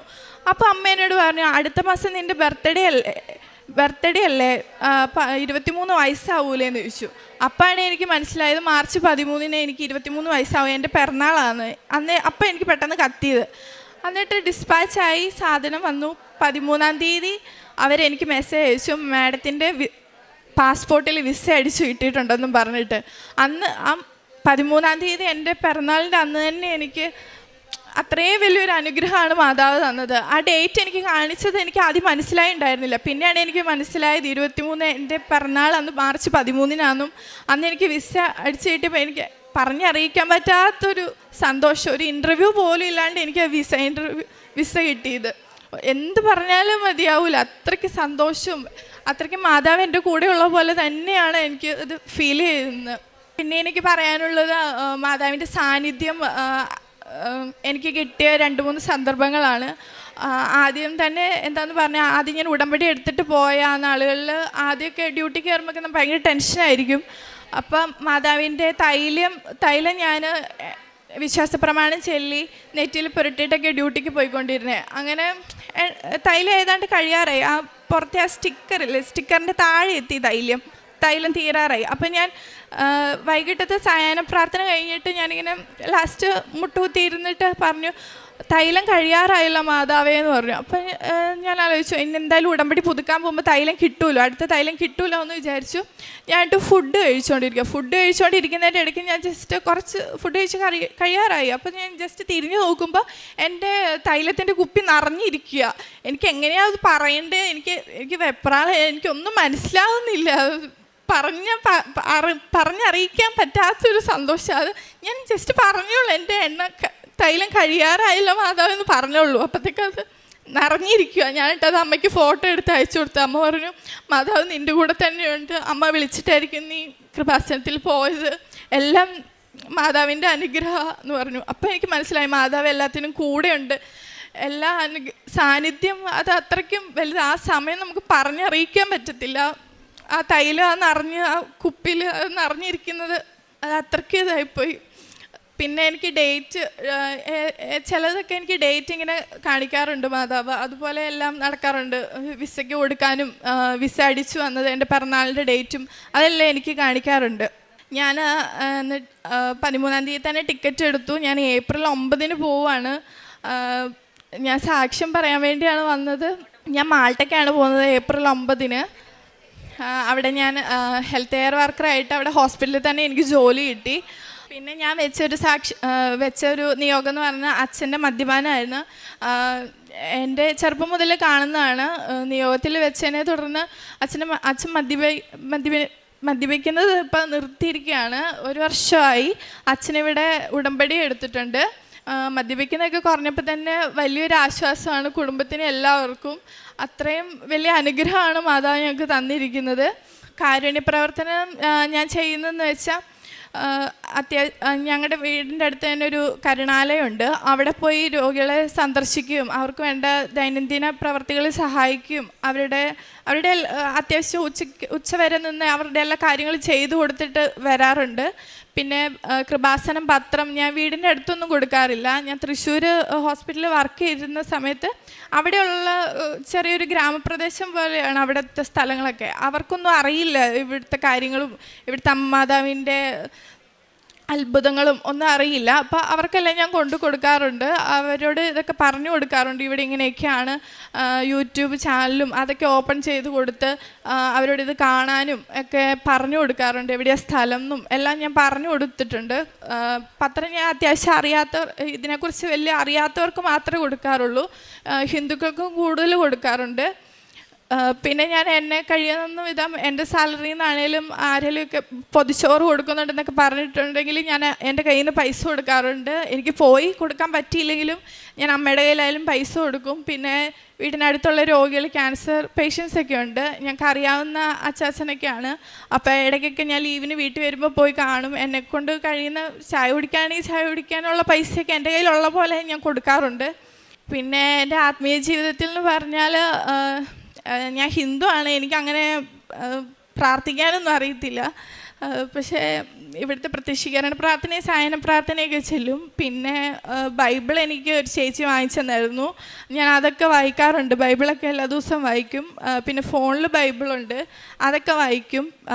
പിന്നെ എന്താണെന്ന് വെച്ചാൽ ചെറിയൊരു ജപമാല പുസ്തകമുണ്ട്. എനിക്കറിയാവുന്ന പോലെ വലിയ ക്രമത്തിലൊക്കെ ഒന്നും അല്ലെങ്കിലും എനിക്കറിയാവുന്ന പോലെയൊക്കെ ഒരിതിലൊക്കെ ഞാൻ വായിക്കാറുണ്ട്. എല്ലാ ദിവസവും ജപമാല ചെയ്യാറുണ്ട്.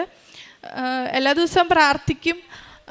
മാതാവിൻ്റെ എല്ലാം കൃപയാണ് പോവാനായതും വീട്ടിലത്തെ സമാധാനവും സന്തോഷവും എല്ലാം തന്നത് മാതാവാണ്. 1000 നന്ദിയുണ്ട് മാതാവിനും തിരുക്കുമാരനും ഇവിടെ എനിക്ക് സാക്ഷ്യം പറയാനുള്ള ഒരു അവസരം ഉണ്ടാക്കി തന്നതിനും ഇത്രയും അനുഗ്രഹവും കൂടെ ഉണ്ടെന്നുള്ള ആ സാന്നിധ്യം എൻ്റെ കൂടെ ഉണ്ടെന്നുള്ള ഒരു വിശ്വാസവും എല്ലാം വെളിപ്പെടുത്തി തന്നതിന് ഒരുപാട് നന്ദിയുണ്ട്. ഈശോയ്ക്കും അമ്മയ്ക്കും ഒരുപാട് നന്ദിയുണ്ട്.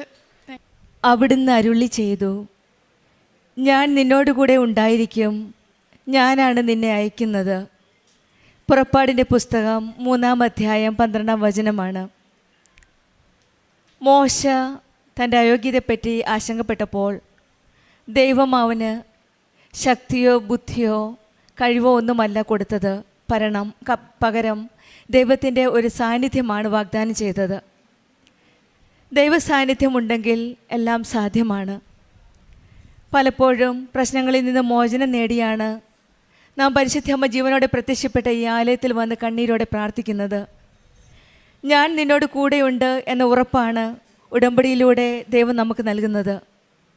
നമ്മുടെ ജോലി പ്രശ്നങ്ങളാവാം, രോഗമാവാം, സാമ്പത്തിക പ്രശ്നങ്ങളോ സാമ്പത്തിക ബുദ്ധിമുട്ടുകളോ പരീക്ഷണങ്ങളോ ആവാം. മോശയെപ്പോലെ ഒരുപക്ഷെ നമ്മളും ചിന്തിക്കാം, എനിക്കിത് പറ്റുമോ, എന്നെക്കൊണ്ടാവുമോ, എനിക്കിത് താങ്ങാനാവുമോ എന്നൊക്കെ നാം വിചാരിക്കാം. പക്ഷെങ്കിൽ ഉടമ്പടി മക്കൾക്ക് ഒന്നും ഭയപ്പെടേണ്ട ആവശ്യമില്ല.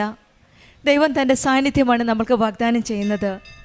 ദൈവം കൂടെയുണ്ടെങ്കിൽ നമ്മൾ ഒരിക്കലും ഒറ്റയ്ക്കല്ല. ഞാൻ നിന്നോട് കൂടെ ഉണ്ട് എന്ന വാഗ്ദാനമാണ് നമ്മുടെ ഉടമ്പടി വിശ്വാസ ജീവിതത്തിൻ്റെ അടിസ്ഥാനം.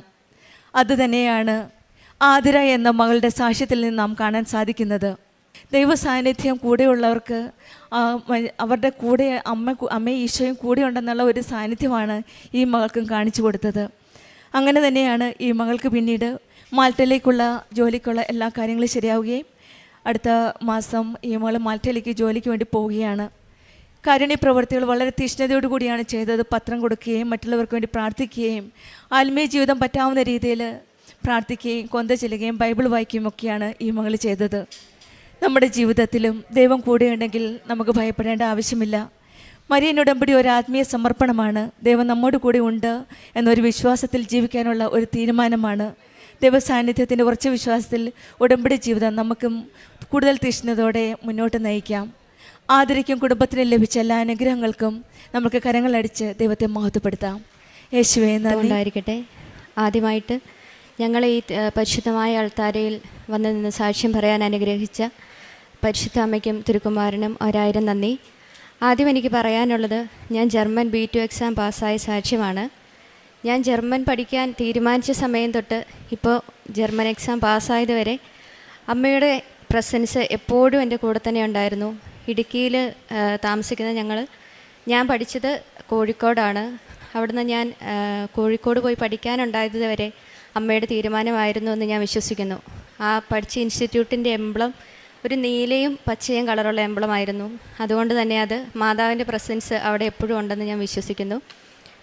ഞാൻ ജർമ്മൻ്റെ എക്സാം ആദ്യം 3 മോഡ്യൂള് ബാംഗ്ലൂരും 1 മോഡ്യൂള് കൊച്ചിയിലുമായിരുന്നു എടുത്തിട്ടുണ്ടായിരുന്നത്. ബാംഗ്ലൂർ എക്സാം എഴുതാൻ പോയ സമയത്ത് തൊട്ട് നല്ലപോലെ പ്രാർത്ഥിക്കുകയും എക്സാം എഴുതുന്ന സമയത്ത് മമ്മിയോട് പറഞ്ഞ് തിരി കത്തിച്ച് വെച്ച് മമ്മി പ്രാർത്ഥിക്കുകയും ഞാനവിടെ പരിശുദ്ധമായ ഉപ്പ് വിതറി പ്രാർത്ഥിക്കുകയും തൈലം പൂശുകയും ഒക്കെ ചെയ്തായിരുന്നു എക്സാമിന് പോകുന്നത്. അവിടെ ചെന്ന് ആൻസർ ഷീറ്റ് കിട്ടുമ്പോഴും ക്വസ്റ്റ്യൻ പേപ്പറിലും not by merit but by grace എന്ന് എഴുതിയിട്ടാണ് ഞാൻ എക്സാം അറ്റൻഡ് ചെയ്തത്. 4 ദിവസത്തിനുള്ളിൽ റിസൾട്ട് വന്നു. ആദ്യത്തെ 3 മോഡ്യൂളും ഫസ്റ്റ് അറ്റംപ്റ്റ് തന്നെ പാസ്സാവാനായിട്ട് അമ്മ മാതാവ് സഹായിച്ചു. 4ാമത്തെ മോഡ്യൂള് കൊച്ചിയിലായിരുന്നു എഴുതിയത്. റിസൾട്ട് വന്ന സമയത്ത് 3 മാർക്കിലും ഒരു 7 എന്നുള്ള നമ്പർ ഉണ്ടായിരുന്നു. അത് മാതാവിൻ്റെ വലിയൊരു അനുഗ്രഹമായിട്ടും മാതാവിൻ്റെ പ്രസൻസ് എൻ്റെ കൂടെ ഉണ്ടായിരുന്നു എന്നുള്ളതിൻ്റെ ഒരു തെളിവായിട്ട് ഞാൻ വിശ്വസിക്കുന്നു. 4ാമത്തെ മോഡ്യൂൾ ഞാൻ എഴുതിയത് കൊച്ചിയിലായിരുന്നു. 7-ാം തീയതി ആയിരുന്നു എനിക്ക് എക്സാം എഴുതാനുള്ള ഡേറ്റ് കിട്ടിയിരുന്നത്. അപ്പം തന്നെ ഞാനത് മാതാവിൻ്റെ കൂടെ ഉണ്ടെന്നുള്ളതിൻ്റെ തെളിവായിട്ട് കിട്ടിയതാണ് എന്ന് വിശ്വസിച്ചു. സ്പീക്കിംഗ് ആയിരുന്നു കൊച്ചിയിൽ ഞാൻ എടുത്തിരുന്നത്. എക്സാമിന് പോകുന്ന സമയത്ത് ഞങ്ങൾ പോയ വണ്ടിയുടെ ബ്രേക്ക് പാഡ് തേഞ്ഞ് കറക്റ്റ് സമയത്ത് ഞങ്ങൾക്ക് എത്താൻ പറ്റില്ല എന്നുള്ളൊരു അവസ്ഥയിലായി. കുറേ സമയം വണ്ടി റിപ്പയർ ചെയ്യാൻ വേണ്ടിയിട്ടൊക്കെ എടുത്തു. പക്ഷേ കറക്റ്റ് 12:30 അവിടെ ഞങ്ങൾക്ക് അറ്റൻഡ് ചെയ്യേണ്ട സമയം. കറക്റ്റ് 12:30 തന്നെ മാതാവ് ഞങ്ങളെ കൃത്യമായിട്ട് അവിടെ കൊണ്ടുവന്ന് എത്തിച്ചു. ഞാൻ എക്സാം എഴുതുന്ന സമയത്ത് പുറത്തു നിന്ന് മമ്മി മുട്ടിൽ നിന്ന് പ്രാർത്ഥിക്കുന്നുണ്ടായിരുന്നു, കൊന്ത ചൊല്ലി പ്രാർത്ഥിക്കുന്നുണ്ടായിരുന്നു. തിരിച്ചിറങ്ങി കഴിഞ്ഞ ആഴ്ചയാണ് എൻ്റെ റിസൾട്ട് വന്നത്. ഞാൻ പ്രാർത്ഥിക്കുമ്പോൾ എപ്പോഴും ഇനി എനിക്ക് എക്സാം എഴുതേണ്ട അവസ്ഥ വരുത്തരുതേ മാതാവേ എന്ന് പ്രാർത്ഥിക്കുമായിരുന്നു. കൃത്യം 60 മാർക്ക് തന്ന് സ്പീക്കിങ്ങിൻ്റെ എക്സാമിനും മാതാവിനെ സഹായിച്ചു. അതുപോലെ തന്നെ 3ാമത് ഉടമ്പടി പുതുക്കുമ്പോൾ ഞാൻ പ്രാർത്ഥിച്ചിട്ടുണ്ടായിരുന്നു ഏതെങ്കിലും ഒരു ഇൻസ്റ്റിറ്റ്യൂട്ടിൽ ജർമ്മൻ പഠിപ്പിക്കാൻ വേണ്ടിയിട്ട് ഉള്ള അനുഗ്രഹം തരണേന്ന്. ഇപ്പം ഞാൻ പഠിച്ച അതേ ഇൻസ്റ്റിറ്റ്യൂട്ടിൽ തന്നെ ഞാൻ പഠിപ്പിക്കാനായിട്ട് 1-ാം തീയതി തൊട്ട് കയറി. അത് രണ്ടും എൻ്റെ പ്രധാനപ്പെട്ട 2 സാക്ഷ്യങ്ങളാണ്. എൻ്റെ പേര് ആൻസി. ഞാൻ 2023 ജൂൺ മാസം 21-ാം തീയതിയാണ് ഞാൻ ഉടമ്പടി എടുത്തത്. ഞാൻ ആദ്യമായിട്ടാണ് ഒരു മൈക്ക് ഞാൻ കൈ പിടിക്കുന്നത്. എനിക്ക് ഒത്തിരി കുറവുകളുണ്ട്. ഞാനിവിടെ ഉടമ്പടി എടുക്കാൻ വന്നപ്പം മാതാവിൻ്റെ സ്വരൂപം പ്രദക്ഷിണ സമയത്ത് എനിക്ക് മാതാവിൻ്റെ വിശ്വാസ പ്രമാണം ചൊല്ലി എല്ലാവരും പ്രാർത്ഥിക്കാമെന്ന് പറഞ്ഞു. കണ്ണടച്ച് പിടിച്ച് ഞാൻ കണ്ണടച്ച് പ്രാർത്ഥിച്ചപ്പോൾ എനിക്ക് നല്ല മുല്ലപ്പൂവിൻ്റെ മണം വന്നു. ഞാൻ അന്നേരം പെട്ടെന്ന് കണ്ണു തുറന്ന് നോക്കി. ആരുടെയും തലയിലോ അല്ലെന്ന് വരിയില്ല ആരുടെയും കയ്യിലോ മുല്ലപ്പൂ ഉണ്ടോയെന്നോ എനിക്കന്ന് അറിയില്ലായിരുന്നു അത് മാതാവ് കൂടെയുള്ളതാണെന്ന്. ഞാൻ എന്നിട്ട് നോക്കിയിട്ട് ഒരിടത്തും ഒരു മുല്ലപ്പൂവിൻ്റെ മണം വന്നുള്ളൂ, മുല്ലപ്പൂ കണ്ടില്ല. അത് കഴിഞ്ഞ് ഒരു ദിവസം ഞാനിവിടെ അച്ഛൻ്റെ ആശീർവാദം മേടിക്കാനായിട്ട് ടോക്കൺ എടുക്കാൻ കയറി നിന്നു. അന്ന് എൻ്റെ അനിയത്തി എൻ്റെ കൂടെയുണ്ട്. അന്നേരം അന്നും എനിക്ക് അതുപോലെ തന്നെ മുല്ലപ്പൂവിൻ്റെ മണം വന്നു. ഞാൻ അന്ന് എൻ്റെ അനിയത്തിയോട് ചോദിച്ചു, വല്ല മണം വരുന്നുണ്ടോ എന്ന് ചോദിച്ചു. ഇല്ല ചേച്ചി എനിക്കൊന്നും വരുന്നില്ലെന്ന് പറഞ്ഞു. പക്ഷേ എനിക്ക് നല്ല മണമായിരുന്നു വന്ന്. അത് കഴിഞ്ഞ് ഇവിടെ ക്യൂവിൽ ഈ അച്ഛനായിരുന്നു ആശീർവാദം തരാൻ നിന്നത്. ഞാൻ ഈ അച്ഛൻ്റെ അടുത്ത് വന്ന് നിന്ന് കഴിഞ്ഞ് അതുപോലെ അച്ഛൻ എൻ്റെ തലയിൽ കൈ വെച്ചു. ആ നിമിഷം എനിക്ക് മുല്ലപ്പൂവിൻ്റെ മണം വന്നു. ഇത് ഞാൻ വീട്ടിൽ പോയിരുന്ന് എൻ്റെ നാത്തുവിനോട് വിളിച്ച് പറഞ്ഞു, ഫോണിൽ കൂടെ വിളിച്ച് പറഞ്ഞുകൊണ്ടിരുന്നപ്പോൾ ഞാനും ഉണ്ട്, എൻ്റെ ഭർത്താവും ഉണ്ട്, എൻ്റെ മോളും ഉണ്ട്. മോളും കൂടി ഇരുന്ന് വർത്താനം അത് പറഞ്ഞുകൊണ്ടിരുന്ന സമയത്ത് തന്നെ അന്നേരം അതുപോലെ മുല്ലപ്പൂവിന് മണം വന്നു. അന്നേരം മോൾ എഴുന്നേറ്റ് പറഞ്ഞു, മമ്മി മുല്ലപ്പൂവിൻ്റെ മണം വരുന്നല്ലോ. അപ്പം എൻ്റെ ഭർത്താവും പറഞ്ഞുകൊണ്ട് നേരാന്ന് പറഞ്ഞു. എന്നിട്ട് മോൾ എഴുന്നേറ്റ് നേരെ റോട്ടിൽ കൂടി ആരെങ്കിലും പോകുന്നുണ്ടോ എന്ന് നോക്കി. പക്ഷേ ആരും പോകുന്നില്ലായിരുന്നു. അങ്ങനെ എനിക്ക് 4 പ്രാവശ്യം മാതാവിൻ്റെ മണം എനിക്ക് അങ്ങനെ അനുഭവപ്പെട്ടു. പിന്നെ എനിക്ക് അടുത്ത എൻ്റെ സാക്ഷ്യം, എനിക്ക് അലർജിയുടെ അസുഖം ഉണ്ടായിരുന്നു. അലർജി എന്ന് പറഞ്ഞാൽ തുമ്മൽ വന്നു കഴിഞ്ഞാൽ ഞാൻ തുമ്മുന്നത് രാവിലെ അങ്ങ് തുടങ്ങിയാൽ രാത്രി കിടന്നുറങ്ങത്തില്ല. എപ്പോഴും തുപ്പണം, എപ്പോഴും നിറഞ്ഞു വരും, എപ്പോഴും അതുപോലെയാണ്. അതുപോലെ കുളിച്ചു കഴിഞ്ഞ് എൻ്റെ ശരീരത്തെ വെള്ളം അങ്ങ് മാറിക്കഴിയുമ്പോൾ അങ്ങ് ചൊറിച്ചിൽ തുടങ്ങും. ചൊറിച്ചിൽ വന്നു കഴിഞ്ഞാൽ ചൊറിയാൻ എനിക്കറിയത്തില്ല, എങ്ങനെ ചൊറിയണമെന്ന് എനിക്കറിയത്തില്ല. ആ തരത്തിലാണ് ഞാൻ കട്ടിലേ കിടന്ന് ഉരുളുമായിരുന്നു. അപ്പം ഞാനിവിടെ നിയോഗമൊന്നും വെച്ചില്ല. ഞാനിവിടെ ഉടമ്പടി എടുത്തു കഴിഞ്ഞ് വെച്ചിട്ട് ഞാൻ 3 വർഷമായി 3 വർഷം ആകാൻ പോകുന്നു ഉടമ്പടി എടുത്തിട്ട്.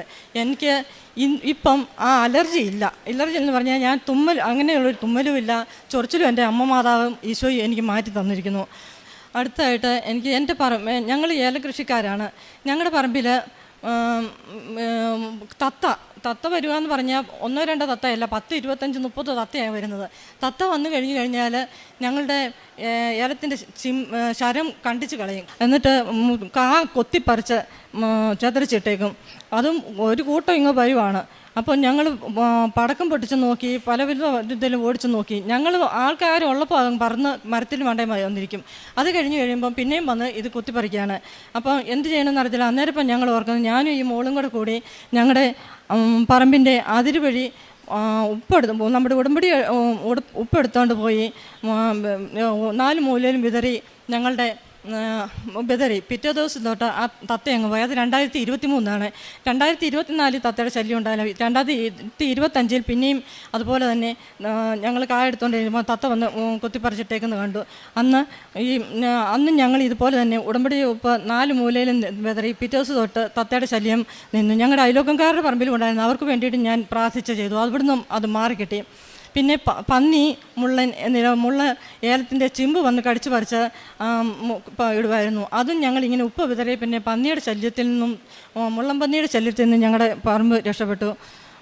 പിന്നെ മോളുടെ എക്സാമിനെ പറ്റി പറഞ്ഞത്, അതും മോളുടെ എക്സാമിൻ്റെ സമയത്ത് പരീക്ഷ എഴുതുമ്പോൾ മമ്മി മോൾക്ക് വേണ്ടി തിരി കത്തിച്ച് പ്രാർത്ഥിച്ചു. ഞാൻ 2 തിരിയും പച്ചത്തിരിയും നീലത്തിരിയും കത്തിച്ച് വെച്ച് മുട്ടുമേൽ നിന്ന് ഞാൻ പ്രാർത്ഥിച്ചു. എൻ്റെ മകളുടെ കൂടെ അമ്മ മാതാവ് ഈശോയും കാണണേന്ന് പ്രാർത്ഥിച്ചു. അതിൻ്റെ ഫലമായിട്ട് എൻ്റെ മോള് പറഞ്ഞല്ലോ പാസ്സായ എല്ലാ കാര്യങ്ങളും. അന്ന് മോളുടെ കൂടെ കൊച്ചി പരീക്ഷ എഴുതാൻ പോകുമ്പോൾ മോളുടെ ഒരു കൂട്ടുകാരത്തിയും വന്നിട്ടുണ്ടായിരുന്നു. അപ്പോൾ അത് കണ്ണൂരിൽ നിന്ന് വന്ന കൊച്ചായിരുന്നു. ആ കൊച്ചിനെ അപ്പം സമയം കടന്നുപോയി. പെട്ടെന്ന് ഞങ്ങൾ സമയം നോക്കുമ്പോൾ 11 മണി കഴിഞ്ഞു. ഗൂഗിളിൽ റൂട്ട് മാപ്പ് നോക്കിക്കഴിഞ്ഞപ്പോൾ 1.5 മണിക്കൂറും കൂടെ വേണം അവിടെ കൊച്ചി ചെല്ലണമെന്നൊരു.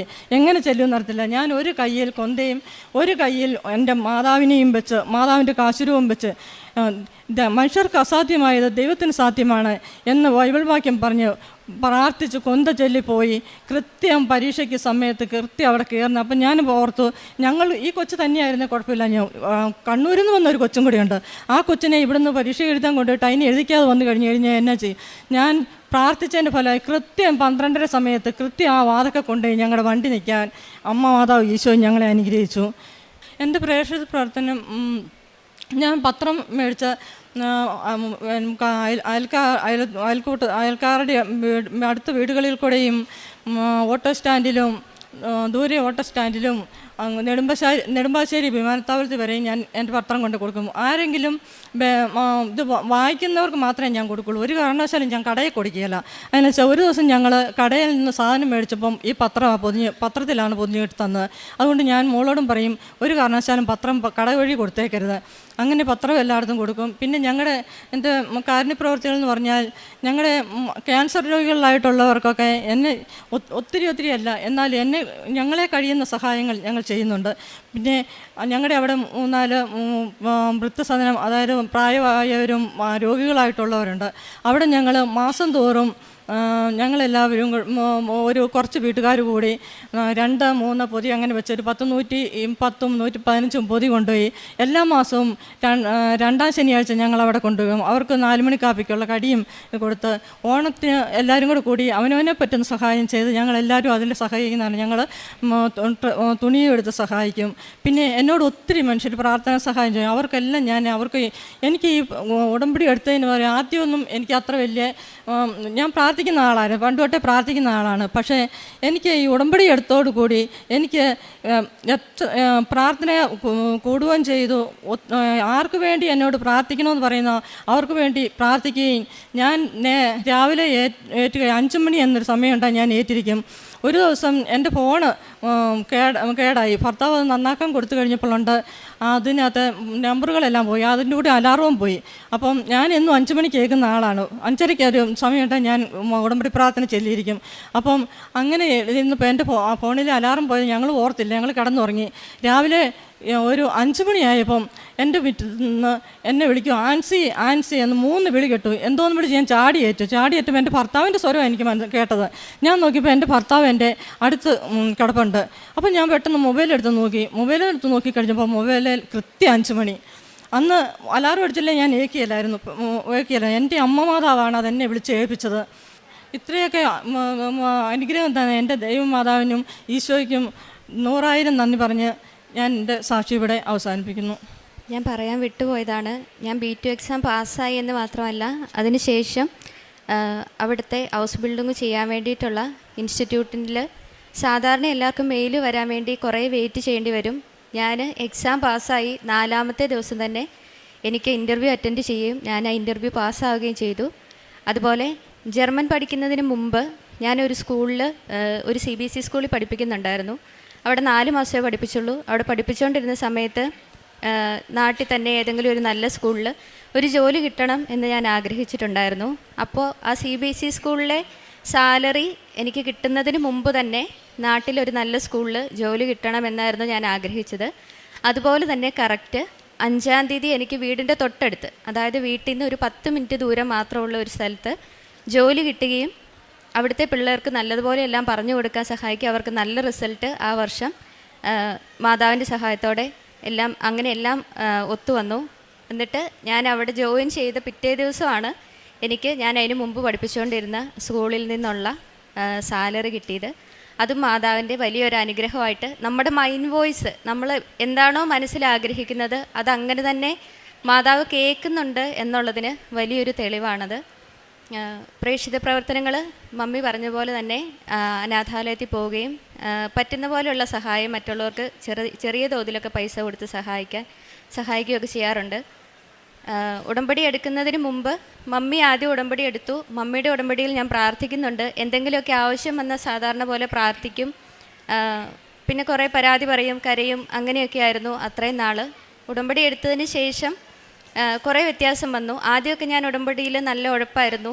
എന്നാലും ഞാൻ പ്രാർത്ഥിച്ച കാര്യങ്ങളൊക്കെ മാതാവ് എനിക്ക് നടത്തി തന്നു. അപ്പോൾ എനിക്ക് തോന്നി ഞാൻ കാണിക്കുന്നത് നന്ദികേടാണ്, ഇങ്ങനെ ആയാൽ പോരാ എന്ന് തോന്നി. അതിനുശേഷം ഇപ്പോൾ കൃത്യമായിട്ട് ഞാൻ കാര്യങ്ങളെല്ലാം ചെയ്യാനായിട്ട് ശ്രമിക്കാറുണ്ട്. എല്ലാം ചെയ്യാൻ പറ്റുന്നുണ്ട്. കൃത്യമായിട്ട് എന്നും പള്ളിയിൽ പോകാനും നോമ്പെടുക്കാനും അങ്ങനെയുള്ള എല്ലാം ചെയ്യാൻ പറ്റുന്നുണ്ട്. ഈ അനുഗ്രഹങ്ങളെല്ലാം ചെയ്തു തന്ന മാതാവിനും ഈശോയ്ക്കും 1000 നന്ദി പറയുന്നു. സങ്കീർത്തനങ്ങൾ 75:1. ദൈവമേ, ഞങ്ങൾ അങ്ങേക്ക് നന്ദി പറയുന്നു, ഞങ്ങൾ അങ്ങേക്ക് കൃതജ്ഞത അർപ്പിക്കുന്നു. ഞങ്ങൾ അങ്ങയുടെ നാമം വിളിച്ചപേക്ഷിക്കുകയും അങ്ങയുടെ അത്ഭുത പ്രവൃത്തികളെ പ്രകീർത്തിക്കുകയും ചെയ്യുന്നു. ജിൻസി എന്ന ഈ മകളും ആൻസി എന്ന ഈ അമ്മയും ഉടമ്പടി ജീവിതത്തിൽ ലഭിച്ച തുടർച്ചയായ അനുഗ്രഹങ്ങളെ അമ്മയുടെ തൃക്കരങ്ങളിൽ നന്ദിയോടുകൂടി സമർപ്പിക്കുകയാണ്. രണ്ടുപേരും അവരുടെ ജീവിതത്തിൻ്റെ കുടുംബത്തിൻ്റെ ഏറ്റവും പ്രധാനപ്പെട്ട മേഖലകളെയും അതിൽ പ്രതിസന്ധിയുടെ നിമിഷങ്ങളിൽ അമ്മ എങ്ങനെ കരം ചേർത്ത് പിടിച്ച് വഴി നടത്തിയെന്നും നമ്മളോട് പങ്കുവയ്ക്കുകയാണ്.